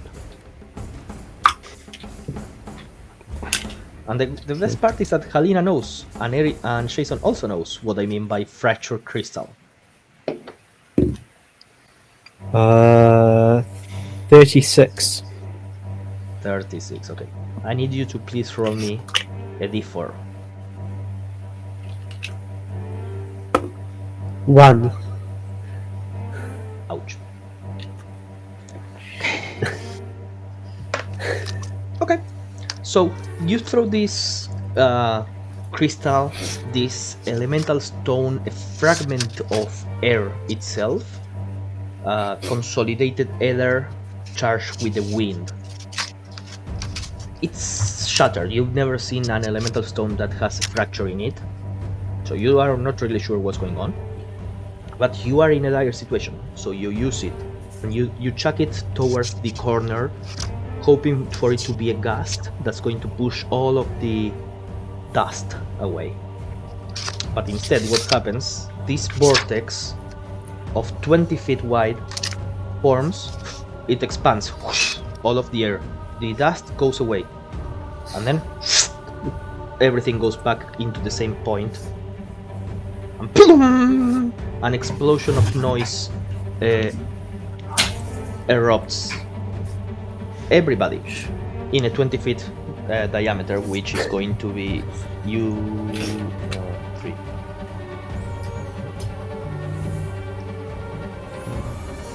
It's going to be Ephraim, Eric, and Gaba?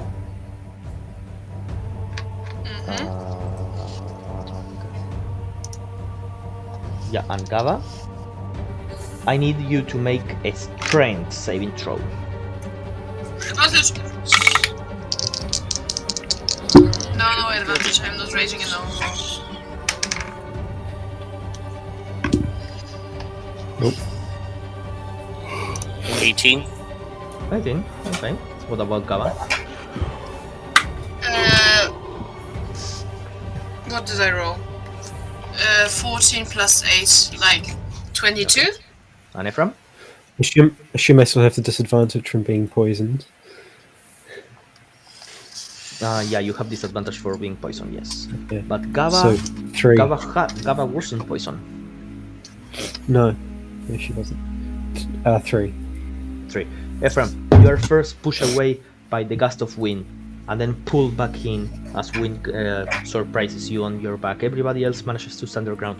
Ephraim, you are moved 5 feet towards the corner, and everybody, those 3 that I mentioned, are going to take 4d10 force damage. Bruh. Don't need to worry about Sheila killing us. Yeah, as soon as this work. happens, Sheila appears next to you. At least I'm doing the right thing. Wow! I said that you could fight back, not destroy the tower. What are you doing?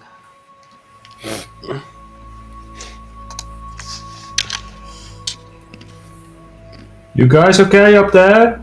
What's going on? Like, do we roll the 40-10s or you will tell us how much we take? Nah, you can roll it each. I don't have my dice with me. Individually. That's probably more terrible if we do it. I don't want to kill Gaba. Someone roll for Gaba. I'll kill Gaba. 10, 11, 17. for Gaba me, takes 29. Oh, Ooh, that's- Jesus! down to I rolled 29. 21, so. Well, I'm You rolling can. mine myself. Roll Plus- your mudstones.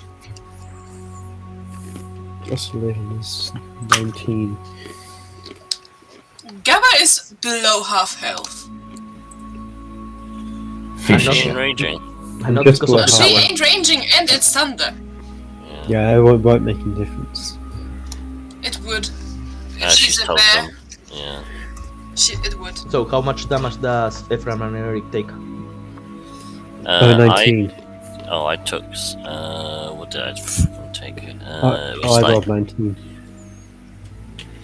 I went down to 29 hit points. Okay. I Ephraim, mean, we saved. Do we take half of the damage? no. The save was only to see if you were moved. Pearl Wow. So, Ephraim, good thing that was only 5. Only your bonus action. As your action, you can kill everybody more. Can I see There's no more fog cloud at all. I cast Total Party Kill. just accidentally? I'm out of range.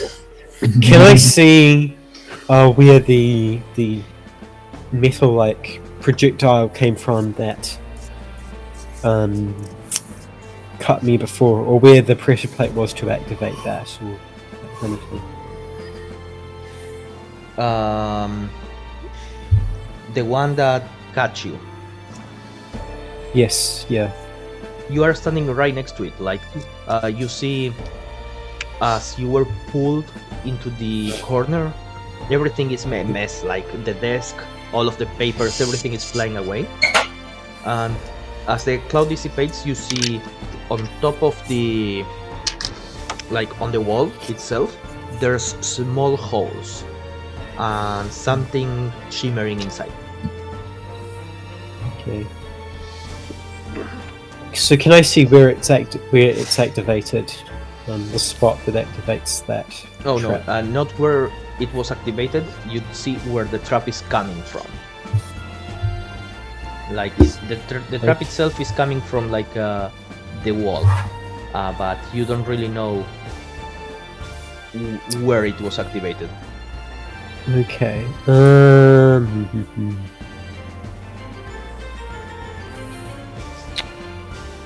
What I was gonna do won't work.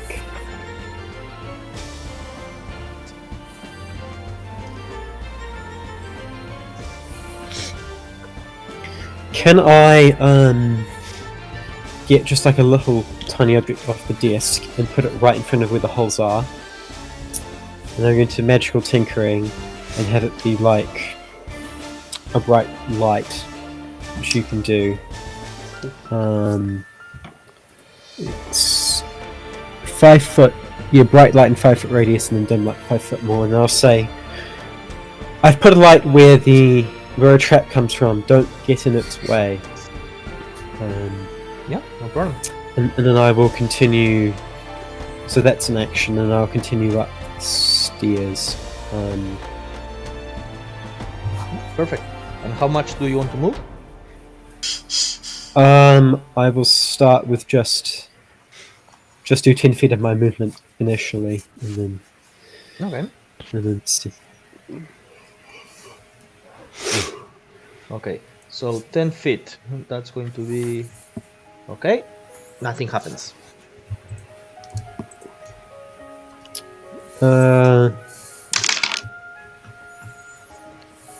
You keep going. How far up can I see? You can see 15 more feet, which would be the 4th floor, the same floor where Gaba is. Okay. I will continue 10 more feet. Okay, you are standing next to Gaba. You see the same thing. Right now, since there's no dust, you don't see anything, but you see Gaba staring at like 2 stones. One is a ruby, the other is an amethyst, that are engraved onto the wall, and she's like, "There's something in here."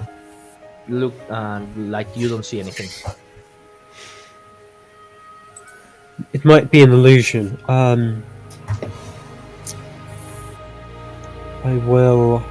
I'll stop there. I'll stay. Fine, no one believes Gabba anyway. Cool. Silly old Gabba, it's me. I didn't say who was seeing the illusion. Yeah, so I'm done. Okay, Gaba. Where did I see the illusion? So Right, just right in front of me? right next to Gaba, where you would follow to continue climbing into this floor, she saw the dust itself being stopped against something invisible there, and in front of Gaba on the wall, there's like 2 stones, an amethyst and a ruby.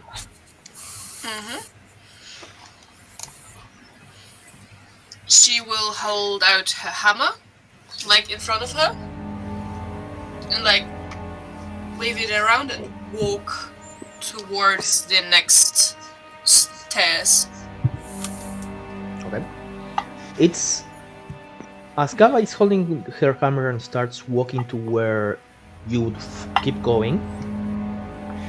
Give me a strength saving throw.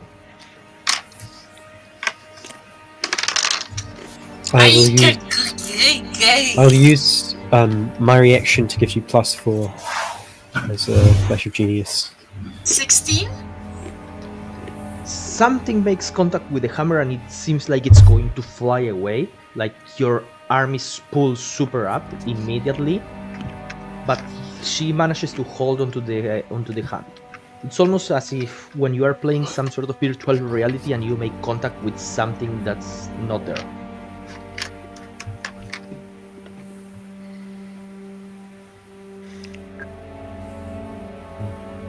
Is this thing like blocking our way? Yep, it's like the hallway that you need to keep going seems to be blocked.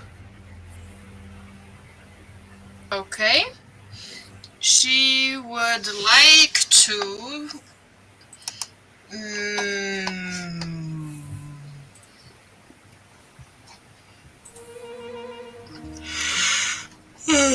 I'm so sorry. She would like to... Yeah. She would like to bonk it on, try to force her way through. Boom. Seems like you are making contact against an invisible wall. Is this door that I see on No. the thing, is it open? You cannot get there. Oh, I'm pressed against. Yeah, against the corner.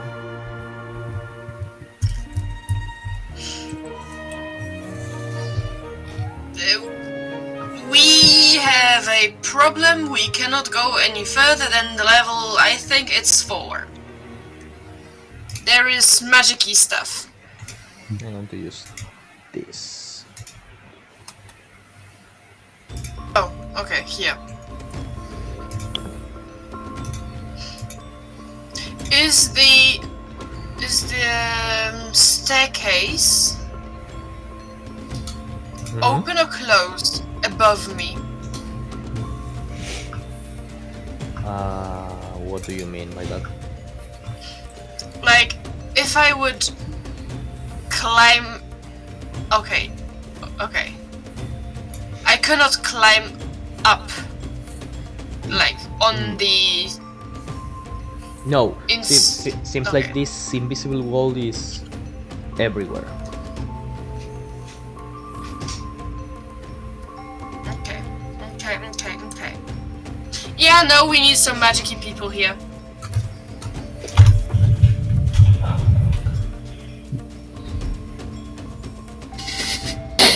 Wasp. Can I make an investigation check? If there's anything that would let me through. Sure. Roll investigation. Let's go. Hey, that's not a bad roll.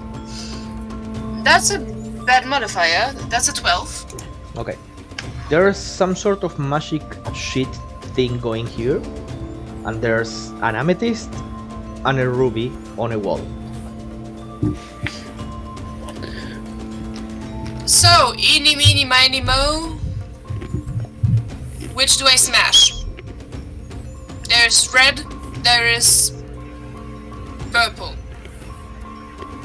Do I can't really do anything, but do I recognize either of the gems from anywhere? Two Instantly? gemstones. Common use gemstones. At a simple glance, you cannot see anything.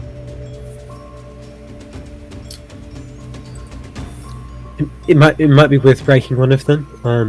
We'll see if we can if there's another hole and get through near me, but They seem to be something that you can press inside.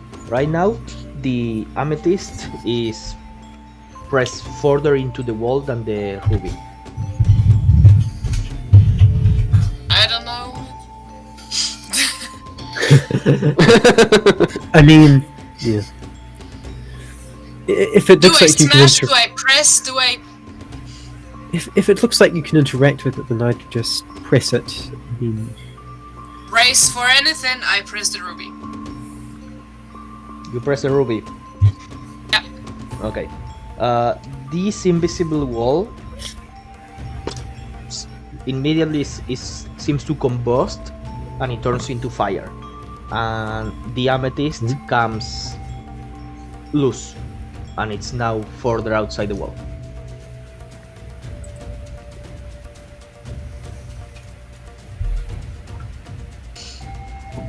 That was your bonus Can I action. take one of the rabbit hides? That's me saying it, not Gabba. And throw it through the fire. Immediately roasted. Roasted, but does the ash travel to the other side? Oh, no ash, roasted. It's not like hellfire. Okay, so it goes through the fire. Yes.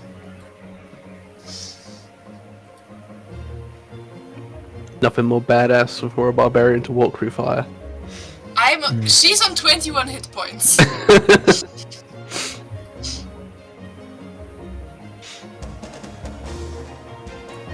Wait, no, she's already used her bonus action, so she can't use second wind. Whoops. Oh well. Yeah, that's what I was going to think right now.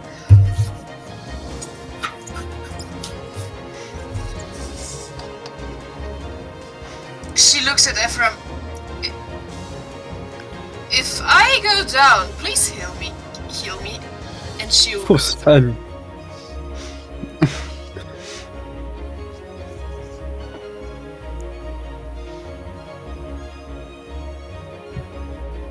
So, what are you doing? She's going through.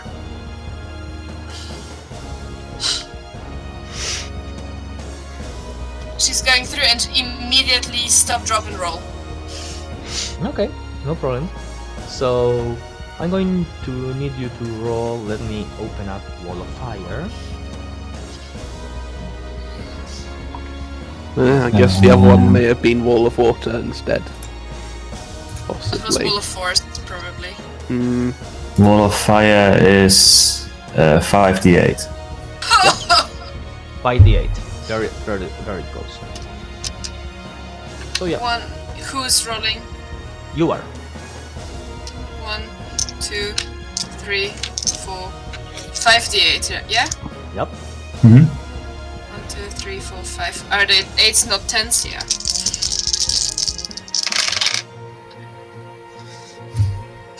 Okay. It's not horrible if it's not 20.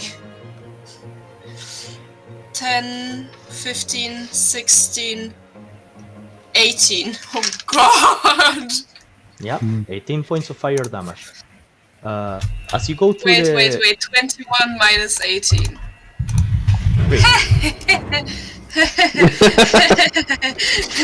Stop, drop, and roll immediately. So that was your bonus action and 10 feet of movement. And action putting myself out. No, you are not set a place. It was just a second. On this side, you see two more stones. One is blue. One is white. Blue and white. We have blue and white. We established there is Wall of purple. Light, Wall of Water. We have purple is wall of some no go through. Red is fire. We have blue and white. And that's my turn, or Speaking is a free action. Now, Okay, then- if you want to stay here and do something as you hear a response, that's going to be your turn. Or you can keep going up. I do not see if there is. Oh, there's also any a door. more. Yeah, can I open the door? Sure. The opening the door is going to be 5 feet of movement, because you already used your bonus action. I have a fuck ton of movement, so that's If you fine. do As you open the door, there's two cauldrons. They are swirling with a reddish liquid and a bluish liquid. This seems to be some sort of like storage room.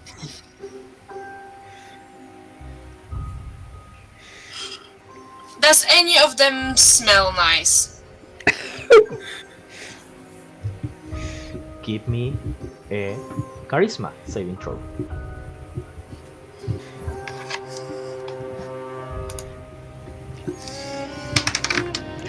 Twenty.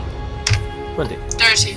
The red liquid smells at first glance almost like the viscosity and like caramel smell that Gava normally gets when she drinks a healing potion. Those few instances where she was able to drink it, because since they are so expensive, she normally uses healing balm. Yeah, she's drinking that. But the blue one smells like reeks, like something putrid. And on a 20, on the charisma saving throw, Gava goes to try the red liquid, and then she smells honey milk. Honey milk is something that Gava knows is normally used for alcohol when they want to cover up a super strong alcohol and make it look like something more fruity and easy to take. And she's not swayed away only by the smell. So with the 20 that you got on the saving throw, you resist automatically drinking any of the 2 drinks. Now you get the option to choose which one you want to take, or if you don't want to take any. Ephraim, I need your help, and I'm holding my action. Holding the action to drink. Okay, Kauliki. Something. Kauliki will hasted action fly towards the top of the tower. As you fly another 60 feet in the air, I need you to make another dexterity saving throw. You said the tower was 120 feet high. Yeah, I know, but you move like you still need to move 60 more feet to get to the tower.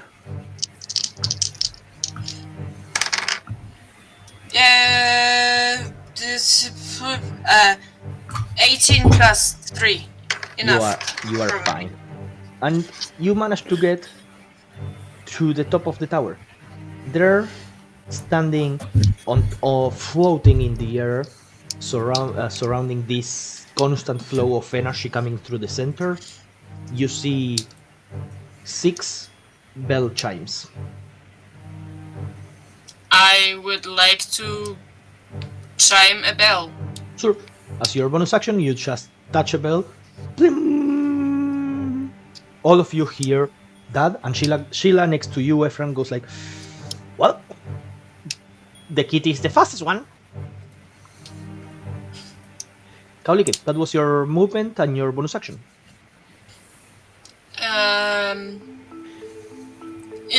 Do I see a way down? Do you touch the ground or do you remain flying?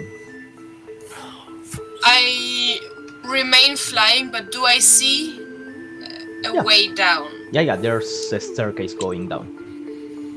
Okay, I will hover above. You have wings.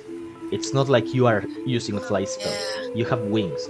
I'm going to allow it if you get over a 15 in an acrobatics check to fly on a controlled space. Will not happen, probably. Oh, wait, I have a +6 to acrobatics, never mind. Now, if you do manage to get over a 15, you can fly in this confined space. If not, you are not allowed to fly inside the tower. It's a 10 on the dice +6. Yep, you can fly in this tower as long as there's nobody in a 10-foot radius from you. I would like to make their ascent as easy as possible. So I would like to. So I have moved. I have bonus actioned. I have an action and a hasted action, right? Yep, you have action. I would like to make an investigation or a perception check, whichever you would allow me to identify any traps that I can see, Up here? touching anything. First of all, here, yeah. Okay. You can make since you only have an action, it's going to be a perception. I have an action. I have 2 actions. I am. Oh, in that case, you can make an investigation check for 2 actions. If you spend 2 actions with your haste using an investigation, the DC is going to be lower. If you spend only an action, you can do perception, but the DC is going to be higher. I have where are my? ball bearings. I have ball bearings somewhere. Yep. I It'll be in like one of the kits. I just, as you said, take anything you need from the cart. I took ball bearings, Okay. but I can't find them right now. Would you allow me to have them? There are they. Mhm. Found them. Yep.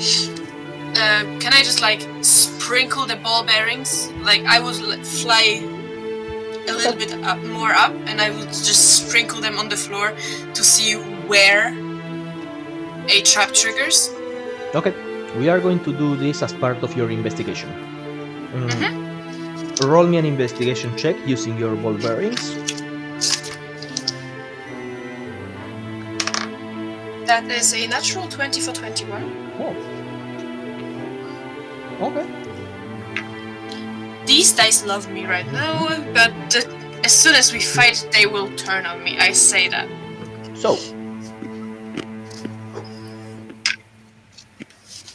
as you drop your ball bearings, they seem to drop in an irregular pattern, as if they were being attracted to hotspots.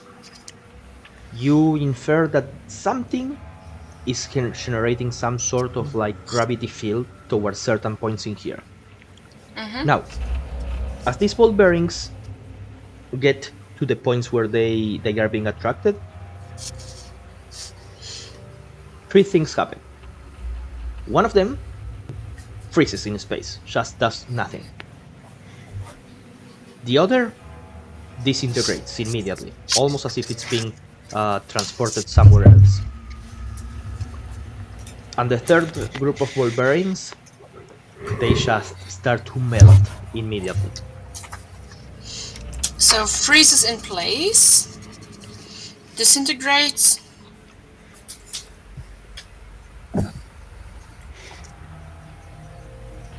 and melts. Yeah.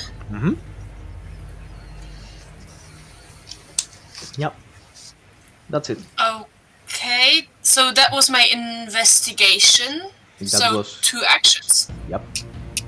Okay. I will shout out what I saw, and come my next turn, I will point them out visibly. Okay. Kotel, you're up. You are halfway through the tower. Yay! Halfway! I'm gonna move.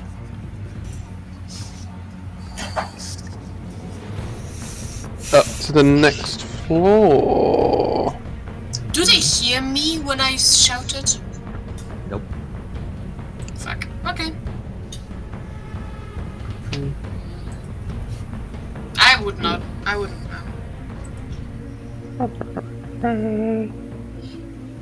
Okay. As you get here, Kotel, dexterity saving throw, please. Yay! 11.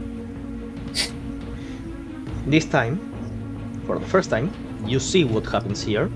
You see coming out of the wall needles.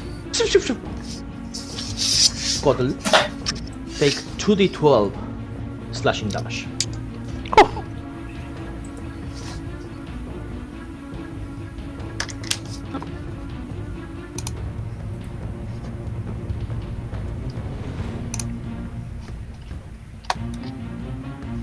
I take 12 slashing damage.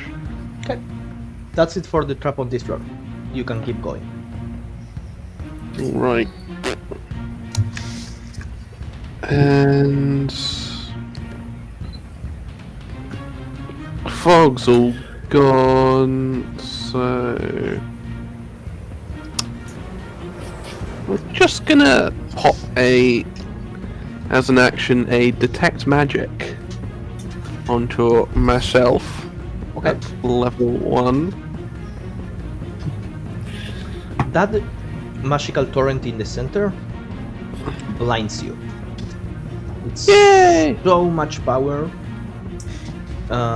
Necrotic power.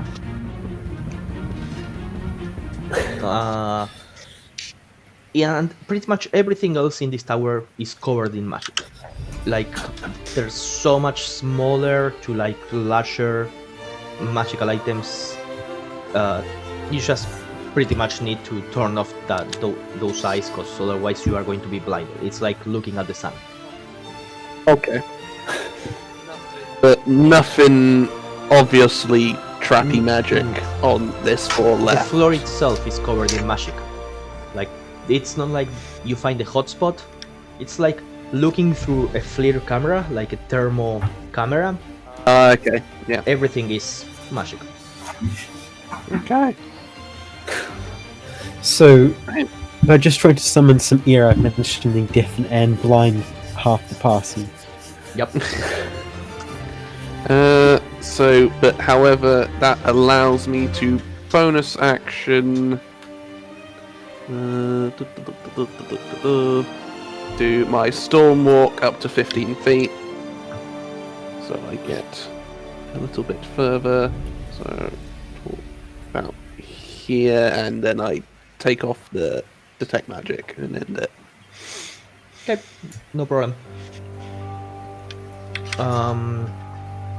Anything else? All he will say is, I have a way to get to the top of the tower. If anybody wants to join me, I can only take one person though.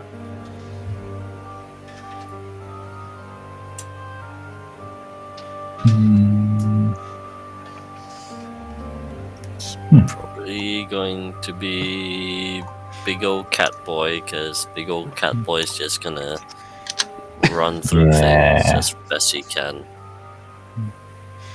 Bishar, you're up. All right. Fisher will just move up. So 5, 10, 15, and then When I you need get to this floor, adjust. same thing. Dexterity saving throw, please. All right. I will use another cosmic omen. Oh. So for a total of 28. Okay, you completely dodge. Like, Eric and Quotl just like point to the needles, and you just, as they come up, you put your cane and 4 needles stuck on there. All right. That was a net 20, by the way. Nice. Be sharp. You can add to your one. inventory 4 sharp needles. I will write it down for now and just later for sharp needles. So 20, 25, 30, and then I will use my action to dash. Okay. So 35, 40, 45, 50, Okay. 55. As you get next Yes, to sorry. Ephraim, you see the same thing. A ruby and an amethyst into the wall. The ruby is Yes. jammed deeper into the wall than the amethyst, and a wall of fire. You have no vision to the other side. Oh, all right. So the wall of fire is opaque, and also like over here, I cannot see through. Nope. Yep. All right. And there was a bonus action to press one of the things, right? Yep. Then I will press the blue one. Okay. No, the blue one is on my side, right? Yeah, if you press the amethyst, do you? The amethyst What is color is like amethyst again? purple. You have. No, Purpley. yeah, purple. I will press the amethyst. Okay. As you press the amethyst, the wall of flame seems to extinguish, and nothing in its place. There's probably a barrier there. Gabba went through the fire. Is the barrier see-through? Or whatever is I it's believe supposed to be so, there? yes. As the wall of flame extinguishes, now you can see Gaba on the other side. And she looks fucked up. Actually, All right, Gaba would then- be into the Majorly. room. Like she's in Oh, the right, I room used my bonus with action. like Alright. her head coming out of the room. Alright, I will remain here for now then, because I've used it basically my entire turn to get here and press the thing. Big old cut. Big old cat is going to take Corto's offer. will get next to him, place a big meaty claw paw on his shoulder. Say, alright, my celestial friend, let us go. What do you mean by celestial? Eric just smiles. Okay. Well, I hope this works anyway. Are you holding your action for anything? I will probably, well, depending on where we end up, I assume we're gonna end up in the bell tower, so I will hold my action to ring the bell. Okay, perfect. Ephraim, you're up. Okay. Now that I've seen it go from wall of force to the flame and then back again, can I? I'm not actually going to step forward, but can I just put my hand out towards, directly in front of me, like towards the center of the room rather than towards where Yabba went through? So to where the wall would be? Yeah, if it was continuing along horizontally, just to check that I could step up rather than forwards, so I could step up into the middle of the room. Yeah, as soon as you stretch your hand, you once again touch something invisible standing there. Okay. I wonder if we can dislodge... Either we can try and dislodge the piece of wall directly in front of you, or try and switch it to flames and put them out temporarily.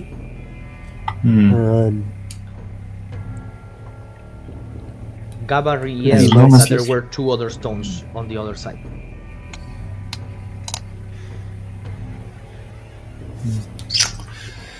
Do I have something? You are druid, you have to spell magic. No, I don't. You don't? He's not a You have druid. At the very least, I don't have it prepared, but I also cannot choose it, I think. I can get to the other side myself, but I don't think I can take you with me. So I know I can't take you with me. Going to try and see if I can break. I can find where the wall sits and see if I can break a bit of it off. So can I get out my rapier and?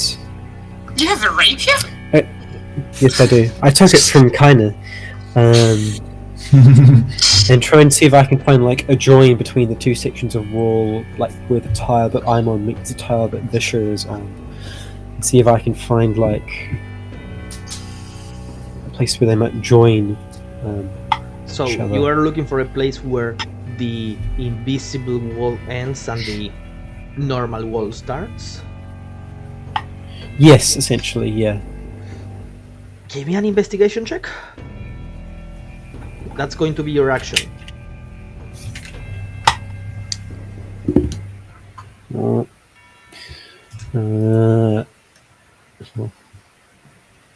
Investigation.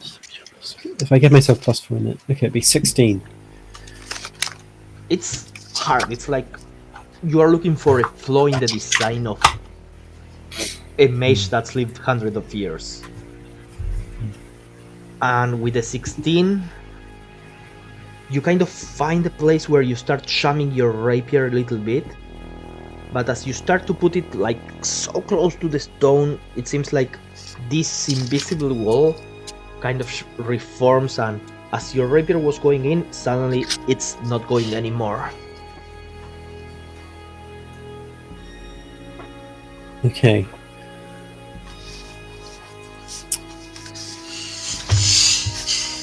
Is the space above me, like directly vertically above me, is that open, or is that just? No. That's just that the stair is not charging. Yeah. Okay.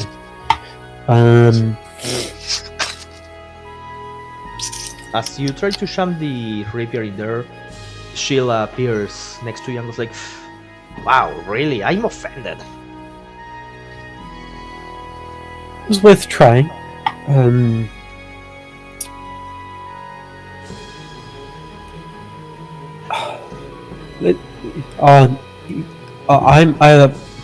Sure, I'll wait until you go to the other side, and I have something I'm going to try that might let me Alright. through. After that, you can try fiddling with the gems on the other side. After I try that. Okay. Anything else? Can I see Gabba? Yeah, you can see Gava, and she's like, "Hey, Ephraim, I need your help. There's liquid." And I cast And I'm hurt. Healing Word as a bonus action.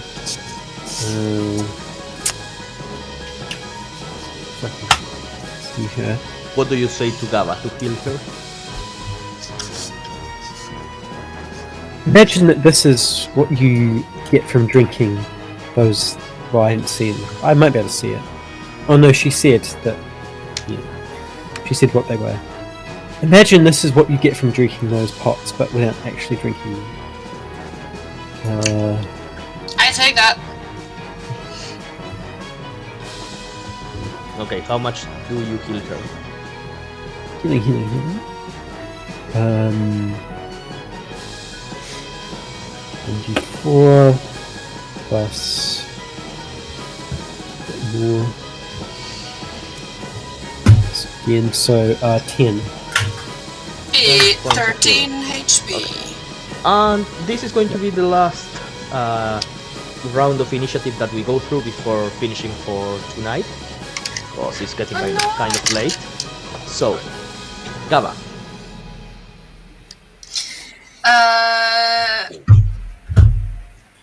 Yeah, she will against all odds step out of the potion room. Okay. Does she have any flagons or anything like that? Any what? She has a mess kit. Can I use the cup from the mess kit and get a little bit out from the red potion? Not drink it, just get it out. Yeah, sure, that's going to be a bonus action. Okay, bonus action, taking this thing out. Add to the inventory Sheila's red liquid.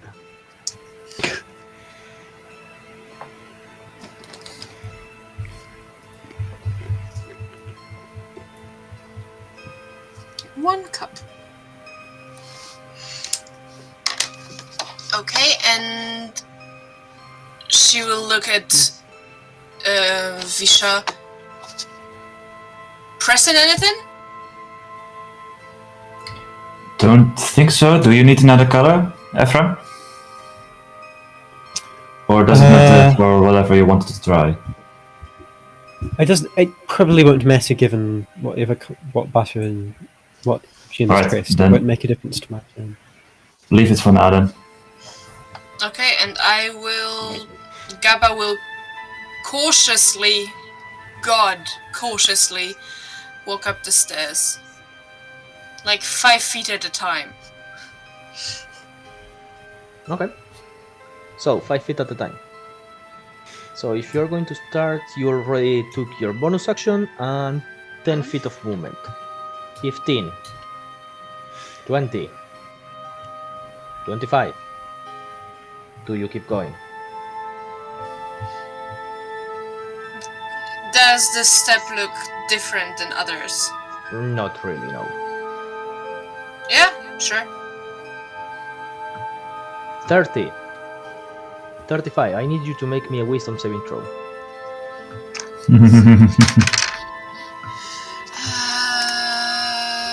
Why do I even look? It's a 10. 10. I'm not going to continue with Gava until next game. Kauliki, you're up. I would like to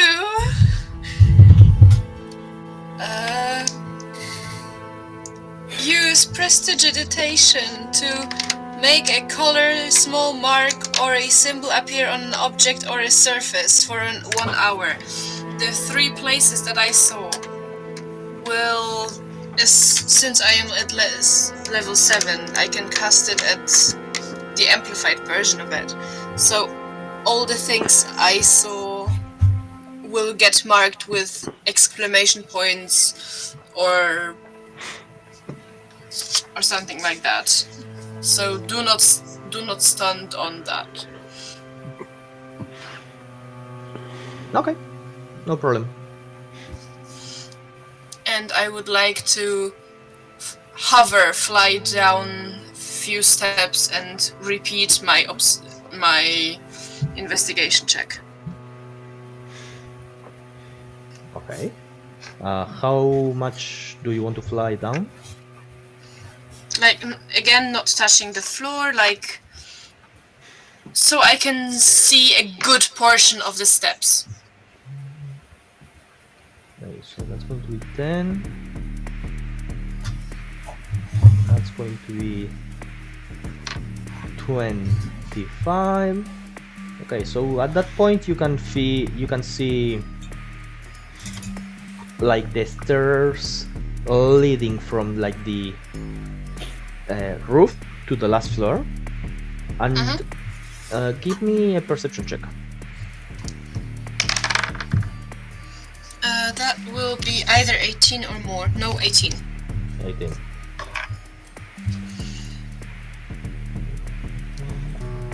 Give me a second.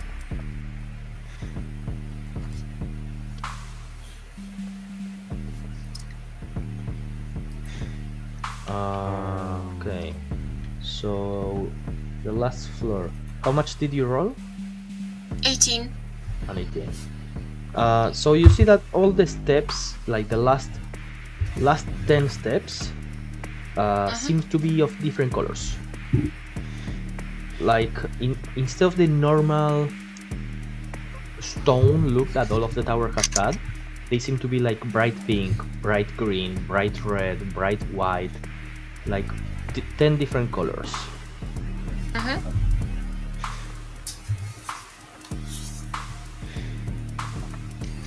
Anything else? Since I used only 3 out of my 5 available prestidigitation marks, on the first step that it's still normal colored, I would like again caution and the rainbow. Okay, no problem. And you are flying up here. That's it for you? How much movement do I have left? 5 feet. I have 60 feet flying speed. 35 feet. So I will fly back out, so as to not to clog the entrance. Okay, no problem. And like make room for people to arrive and be able to dong the bell. Yep, that's fine. Quaddle, Okay, you're up. that's me.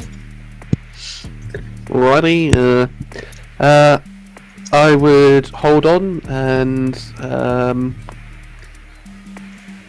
watch where you stand when we arrive, from the sound of what Kaliki's saying, and he will cast Thunderstep up to the top of the tower. Okay. Now, Quaddle, as you are casting Thunderstep to a place that you don't really see and you don't know where you're going to land, I'm going to ask you to roll me a D100. Is there a gigantic hole going directly through the tower? Yes. Can I see up to the top of that tower right by the hole? Yes, but you cannot see like the floor. You can see like a hole up. So you are going to be like surrounding the holes on the top, but you don't know like which step in particular. Okay. That is a 63. Okay. Middling. Quattle up here, and Eric comes with you, also up here. I need you to roll me a d3, please. I'll roll it. 3. 3. Okay. So, first of all, as you all appear here, Eric, you immediately use your held action as soon as you spot it to chime the bell. Bing! Oh, looks like the kitty is the second one. Now, as soon as you appear, Kauliki, you see them in a thundering eruption, and they are standing there. And you see them standing right on top of one of the marks that you made. Which one? Yeah, that's the thing. Which one? They are standing on top of the one that disappeared.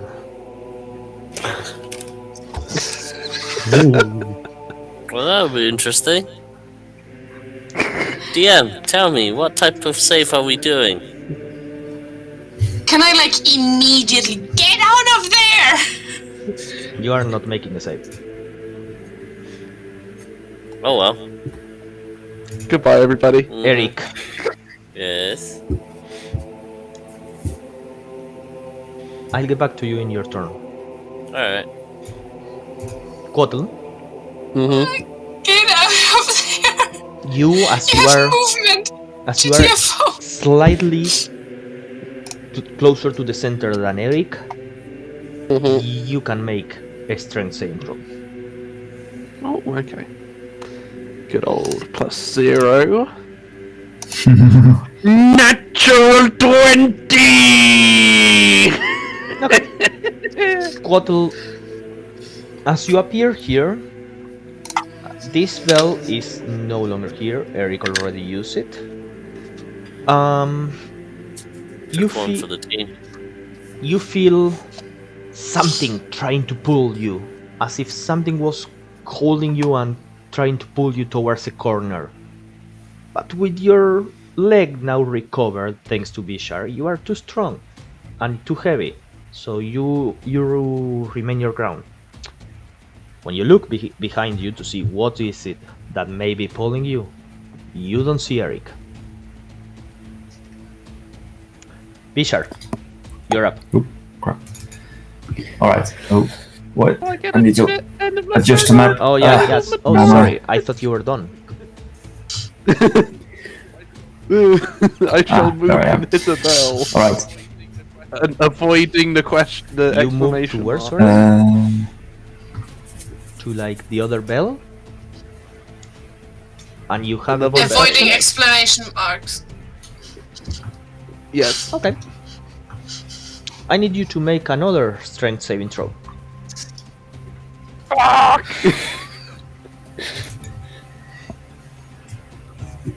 That's a 9. As you lose the hold of this field that was pulling you,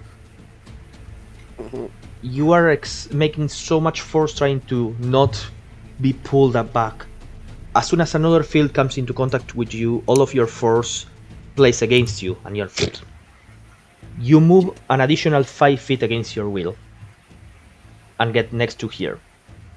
You have a bonus action right now. Hit the bell. Hit the bell. Bell. Bell. Okay. So you hit the bell. Boom. This time, third bell sounds. Oh my fucking god. Selected.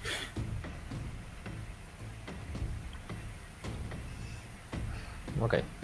I will do this later then. Third bell sounds. Boom. And it disintegrates. Ephraim. Oh! Wow, look like all of the former slaves are way better at this than you guys. As you sound the bell, Quattle, Mhm. Make me a Constitution saving throw. Go on with Sorcerer. You can do it. Ah, it's a 15. Ow! Okay. I need you to make a decision. Mhm. Either you can roll me a d4, or you can choose front, back, left, or right.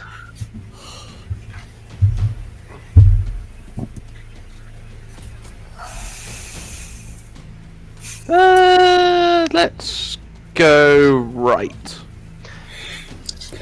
As you are pulling away from this force field, something pulls you to the other side and you lose your ground. On the way, you manage to ring the bell with your right arm, but you fall and you touch on top of the mark that Kauliki put there. The gravity field starts pulling you closer with your right arm. As you touch this metallic ball, your arm starts to melt away immediately, being consumed by fire. Kotal, you lose your right arm immediately. Fun. Yay! I said do It's not not my touch drawing those! hand! I said do not touch those! It's It's not like you had a choice. almost as if it's been disintegrated, but you feel the pain of it melting away really quickly. Kotal, I need you to please roll 5d10. Oh shit! 5d10 fire damage. You are the ones that decided to skip all the way up to the rooftop. Yeah, we did. Oh shit! 38 points of fire damage. Are you still up?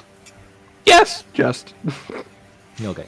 So since you didn't go unconscious, your arm starts to melt, but you still have your arm. It's just melting away. You don't lose it outright. Okay. Though you cannot really move it. It's going to need a lot of restoration. A lesser restoration? No. a lot of restoration. I think technically it would have been better to go down to 0 and then Sheila could have just restored you back to your full body. Be sharp. Let's just jump on it. Now you're up. Alright. I will use a bonus action to cast Misty Step Okay. and teleport. Oh crap. Oh crap. Oh crap. Over here. Oh, goddamn Tail Spire. Alright. Then I will carefully. Yes, sure. I Sorry. am going to assume that you wanted to go like here to the other side. Well, I thought I could see the step where I was. Oh yeah, from yeah. where I was. If you want to go to the step, then perfect. Yeah. Yeah. And then assuming Ephraim has got things covered, as he said, I will just continue moving from here. Okay, no problem. So 5, 10, 15. Where Wait. did the As soon as you walk crap? through the same way that Gava is, you see Gava. Oh right, yes. Gava is shivering in place, and she seems to start walking backwards. As soon as you, what do you do as you walk through past Gava? Do I know what's happening to her? You can make an. Would I info know? Right. I will. Oh, that's not very good. It's 12. You have no idea. It seems as if she's in some sort of traumatic state. She seems to be shivering, murmuring to herself, and walking backwards. I will try to shake her out of it. No response.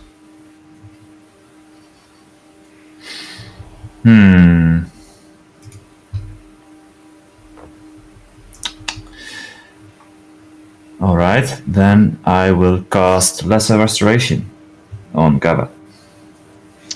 Funny thing, as you try to conjure magic, counterspell immediately. Wow, rude. What a bitch. She's walking backwards, right, Gava? Yep, it's almost as if she any moment could misstep and fall down the stairs. Can I turn her backwards so she's walking up the stairs, only backwards? As you try to turn her, she seems to resist. Like, it's not walking backwards, it's like walking away from something. God damn it, Gaba. Just. Oh wait, I couldn't have cast Yeah. Bless Restoration, by the way, because I've already cast Misty Step. Well, I still mark out the spell slot. Doesn't really matter.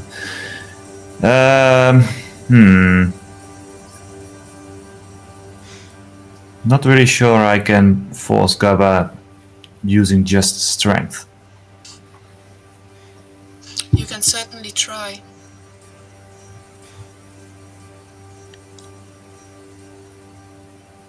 What are you doing, Bishar? It's not really much point of me going up there if Gaba is not going, since we all need to go up there. Can I try to do like an investigation, see if it's physical or is it some spell that's affecting her? Yep, sure, no problem, go ahead. It's going to be maybe Arcana rather than Investigation, depending how you want to approach it. Can I use medicine? Okay, no problem. I will allow it. Yay. Oh, crap. I missed the warrant tray. 15. Such 15, fun enough. You see... out of Gava's right feet, like the boot, you see blood, as if something pierced through the feet, and she's bleeding. And based on how she moves backward, you get the feeling that that feet has gone completely numb. So if any sort of like foreign body entered her circulatory system, it's probably through there. And maybe that is what's causing some sort of neurotoxin. That's like the line of thought that you follow. Right. Alright. Was that my action or do I still have an action left? That's going to be your action. Yeah, alright. I will just yell out, Ephraim, we might need some potion work. Yeah, not really sure. And stay here for now. Where I am. I'll try my best. So what I'm going to do... Give me a second. I want... So, that's your turn, Bishar. Eric. I'm going to skip your turn for the moment and go back to you in a second. Ephraim, you're up. Okay. So I'm going to cast Catapult on the section of wall that Vischer was just in front of before he disappeared. I'm going to have it... So like the invisible wall or the yes, wall with... yeah. Okay.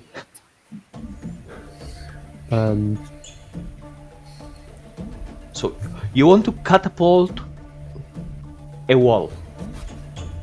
The section of the invisible wall, yes.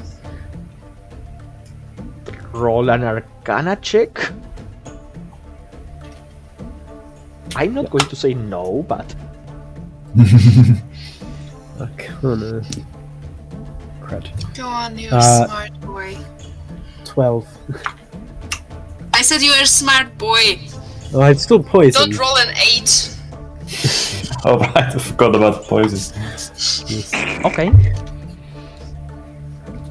So, you feel your spell does something. What do you do?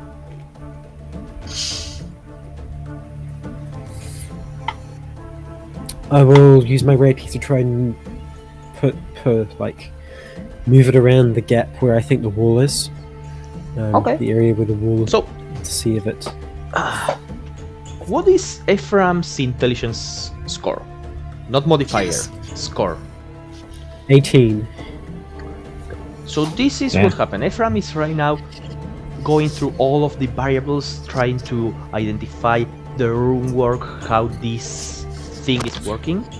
So by casting the catapult, and you manage to move a section of the wall, so that means that the wall is not a single piece, it's not a single thing, because you touch around and you can still feel it, but you go to where your spell took effect and there's a hole, almost perfect hole where it would have been, and your hand goes through it with a rapier. But as soon as your hand goes in, you start to feel like a pressure and you pull away. Your rapier seems to be catch into the wall itself, and over a few seconds the pressure inside builds up and the metal in your rapier starts being twisted and compressed into a single ball of metal as the wall itself reforms. What you get with this is that yes, the wall of force can be disrupted and moved, but that doesn't mean that you dispel it. It's almost as if something is constantly generating a specific dimension of wall. Okay.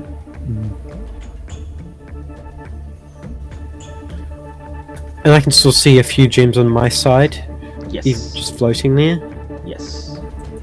You can still see the wall with the amethyst and the ruby. Can I try and smash the one that has the amethyst? Ooh, okay. Now, I'm curious, what do you strike it with since you no longer have a rapier? Remove it from your inventory. Yeah. It's a ball of metal. Probably a dagger. Okay. Make me just a straight strength check. Ooh.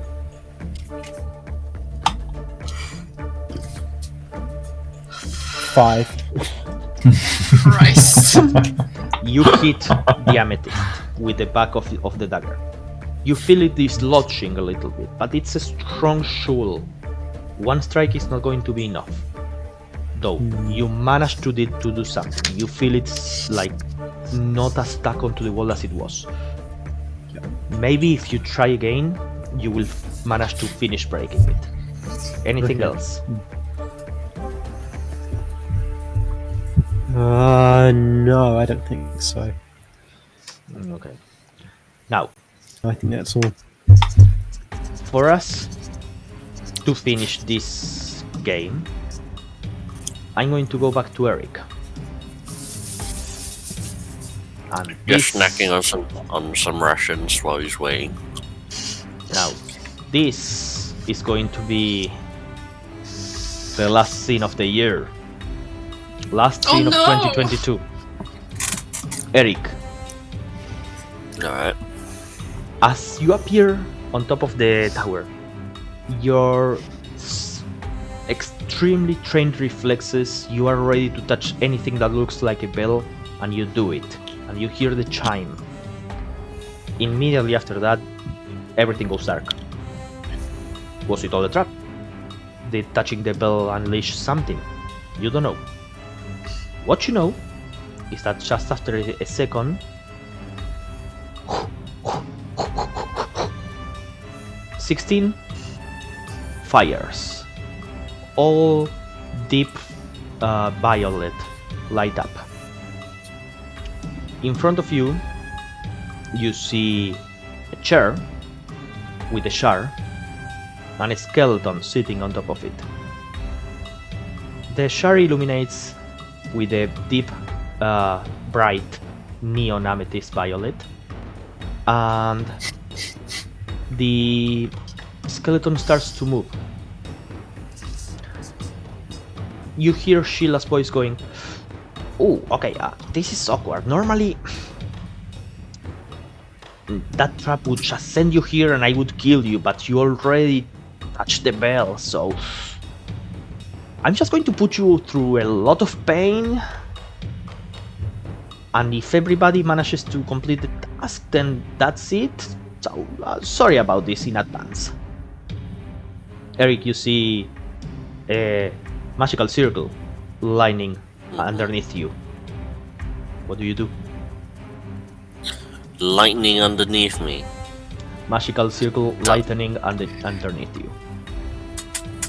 dodge out of the way instinctually.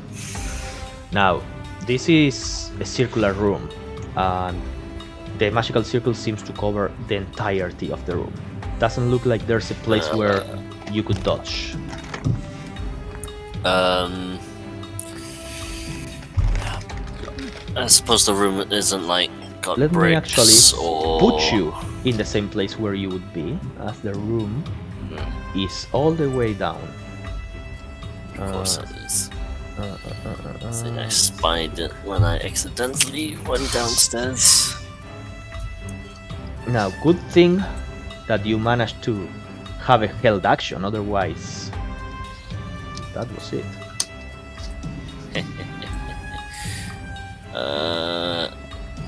God. Can I first of all take a bonus action and second win before anything else happens? Yeah, no problem. Since I didn't get my turn. Oh, not bad. This is your turn. So this is 8. So that's 37. Okay, so I get my points back up to 42. Who knows? That might help. Okay. Right, so it looks like there's pillars, and she's kind of like there. Yeah.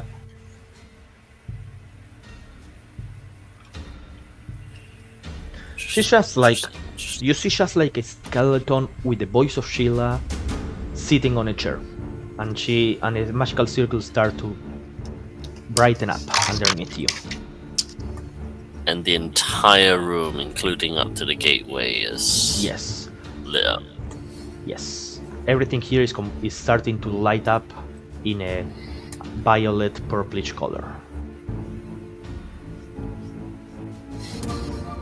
Is that way out of the room? Yep, that's a way out of the room. Straight ahead. And that is not lit by circles? Doesn't look to be.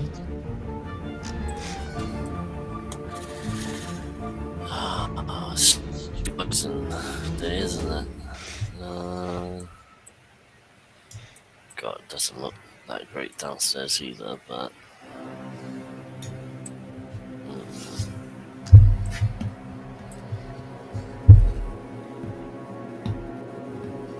Okay, do you know what? Well, let's do it. Okay, Eric is going to move up, grab the chair and skeleton. Okay. If it's movable. Yeah, they don't resist. And basically move into the room, like, and just say, whilst I appreciate we're doing this pain thing because it's part of your trial,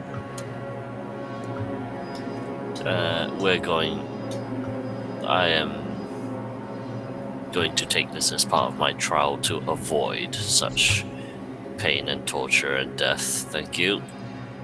But I'll be taking you with me so that you're not alone. Yeah, the skeleton just below. The skeleton just lets you carry it like a princess. Like a more bony cowlie, like. And okay, yeah. I mean, this is unexpected. As you keep moving down, you start to see the skeleton moving its pointy fingers, and the circle itself, all of those runes that were lighting up on the floor, they condense into a single point.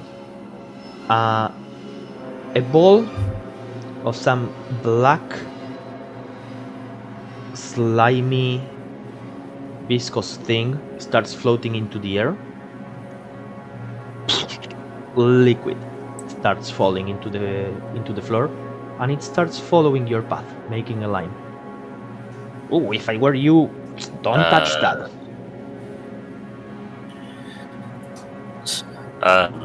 imagine she's doing some sort of somatic components. Is she constantly doing these components? No. Yes. Or she was like done. I know, she's just like moving it and it's like, okay. Don't touch that, don't touch that, don't touch that. I'm going. Let's see if you saw my movement. I'm going to. Okay, I think this is probably a stupider idea, but hey ho, we're here now. I am just going to take while I have her in my arms. Can I like bite her fingers down so she can't make the somatic gestures? Yes. As you bite the fingers off, do you keep them in I'm your not mouth? biting them off. I'm not. Yeah, I'm basically like restricted. So what I'm trying to do is I'm not trying to like damage the skeleton. What I'm trying to do is I'm basically trying to like just clamp it down so she can't move Okay. it. No problem. Ow. If you wanted to bite on me, you could have said it. The liquid keeps following you, though. Oh, fuck's sake. Seriously. Oh, it's getting closer. Is that all my movement? I don't think it is it? I think you still have like 10 more feet, and you can get to here. As you start Yeah, approaching, it's- you see 4 statues lit up.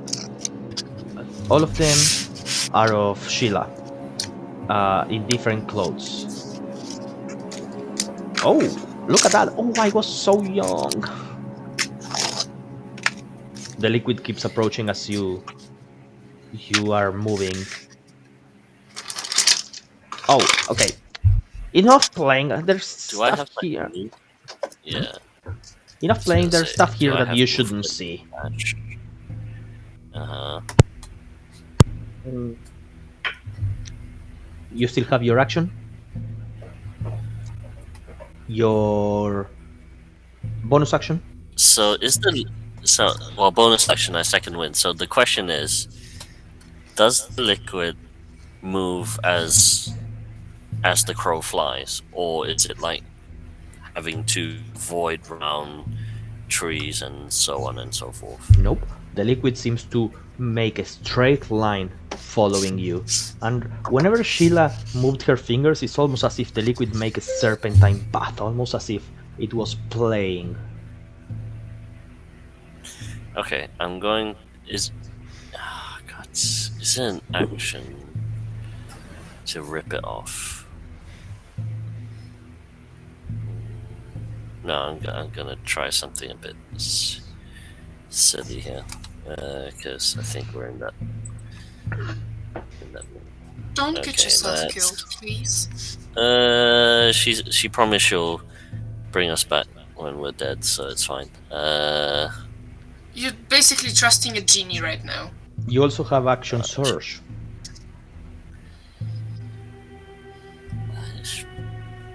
That's fucking true. I haven't used action surge in so fucking long. Okay, action surge. I'll use action surge and use that action to rip off the bony fingers. No problem at all. You just rip it off. Even in your mouth, you still feel the bony fingers going like dancing and moving. And she was like, "Oh, so feisty." Okay, so I think then. Alright, cool. Yeah, then move up straight to here. And say, well, this is still part of the trial. Can I chuck her? Is this fire like stuff people? It's chuck like a into? vortex of energy. The same neon violet that she has on the eyes of the skeleton right now, that's the color of this energy. And now as you are standing here, you hear a constant veil of like as if noise and static was coming out of the center of this place. Terrifying. Throw her and her hands in there and say, "I'm sure you'll be fine. Oh Just yeah, no make the problem. stop. Make the liquid stop." You throw her in there. As soon as the With the skeleton hands. makes contact with the energy, it disintegrates. Like Fantastic. disintegrates, you see dust falling. You see the illusion of Sheila appearing next to you. Come on, now I need to get another skeleton.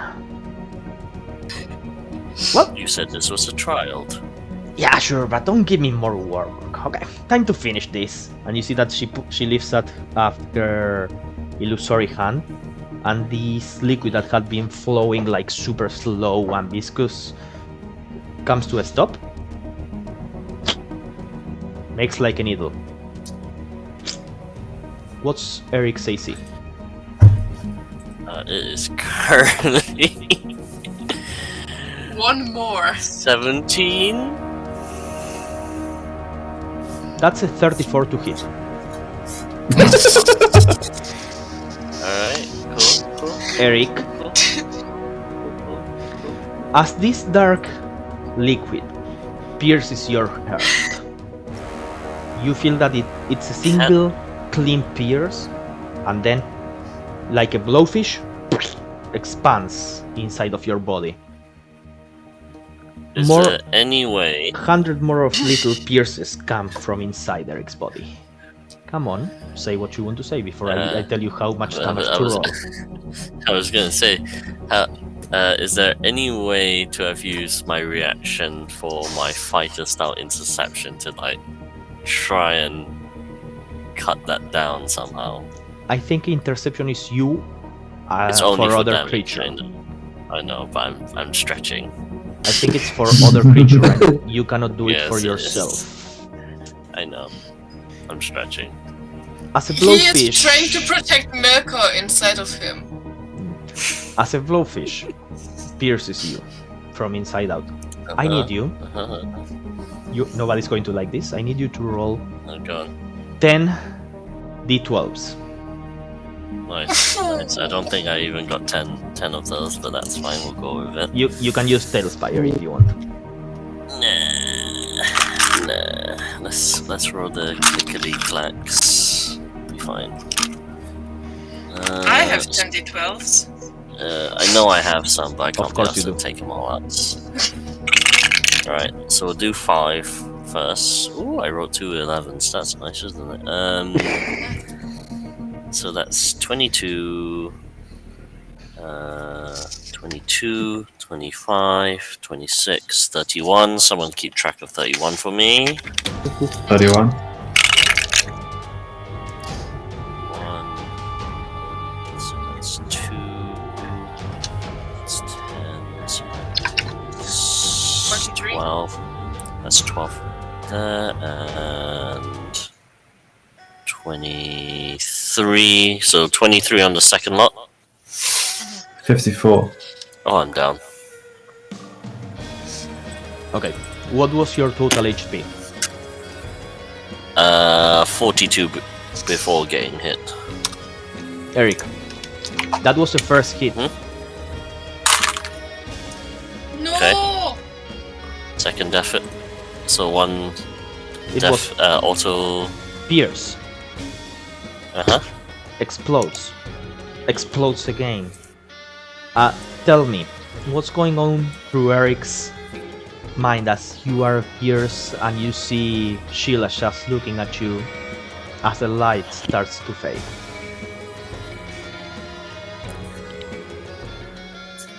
A sort of smirk. Typical Arcane bullshit. Sort of like spit blood at her direction. Oh, come on. I'm not that bad. I told you it was going to be painful, and you're going to be okay. I will heal you up in like 10 to 15 minutes. Don't worry. You're just going to go dark for a moment. Implodes once more. Second failed death saving throw. What do you do?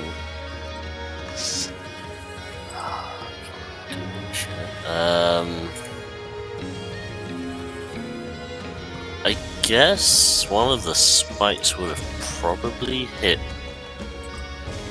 a letter that Eric's been holding on to, that he's been writing in his spare time, and probably reaches out for it instinctually, even though it's probably torn and bloodied at this point.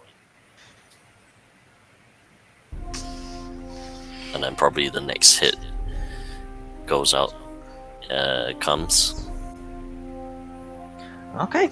Well, I must say, you are a feisty one. I like it. You try to resist up to the end. Wow, it has been like a long time. Kudos. Definitely better view out of former slaves. Very good. And as she lifts her hand, you feel once again, as everything starts to move, all of this black ichor recesses and prepares to expand again. And then nothing.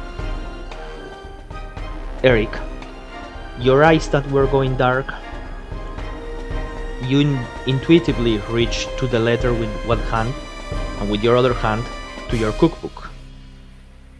And as you open your eyes, that veil of yellowish liquid, yellowish energy that covered you down when you were in the corrupted tree illuminates you once more. As from the back of your head a mask pulls down on you, two floppy ears emerge, and you hear, no, I don't think I'm going to let you do this. And that's where we are going to finish tonight's episode.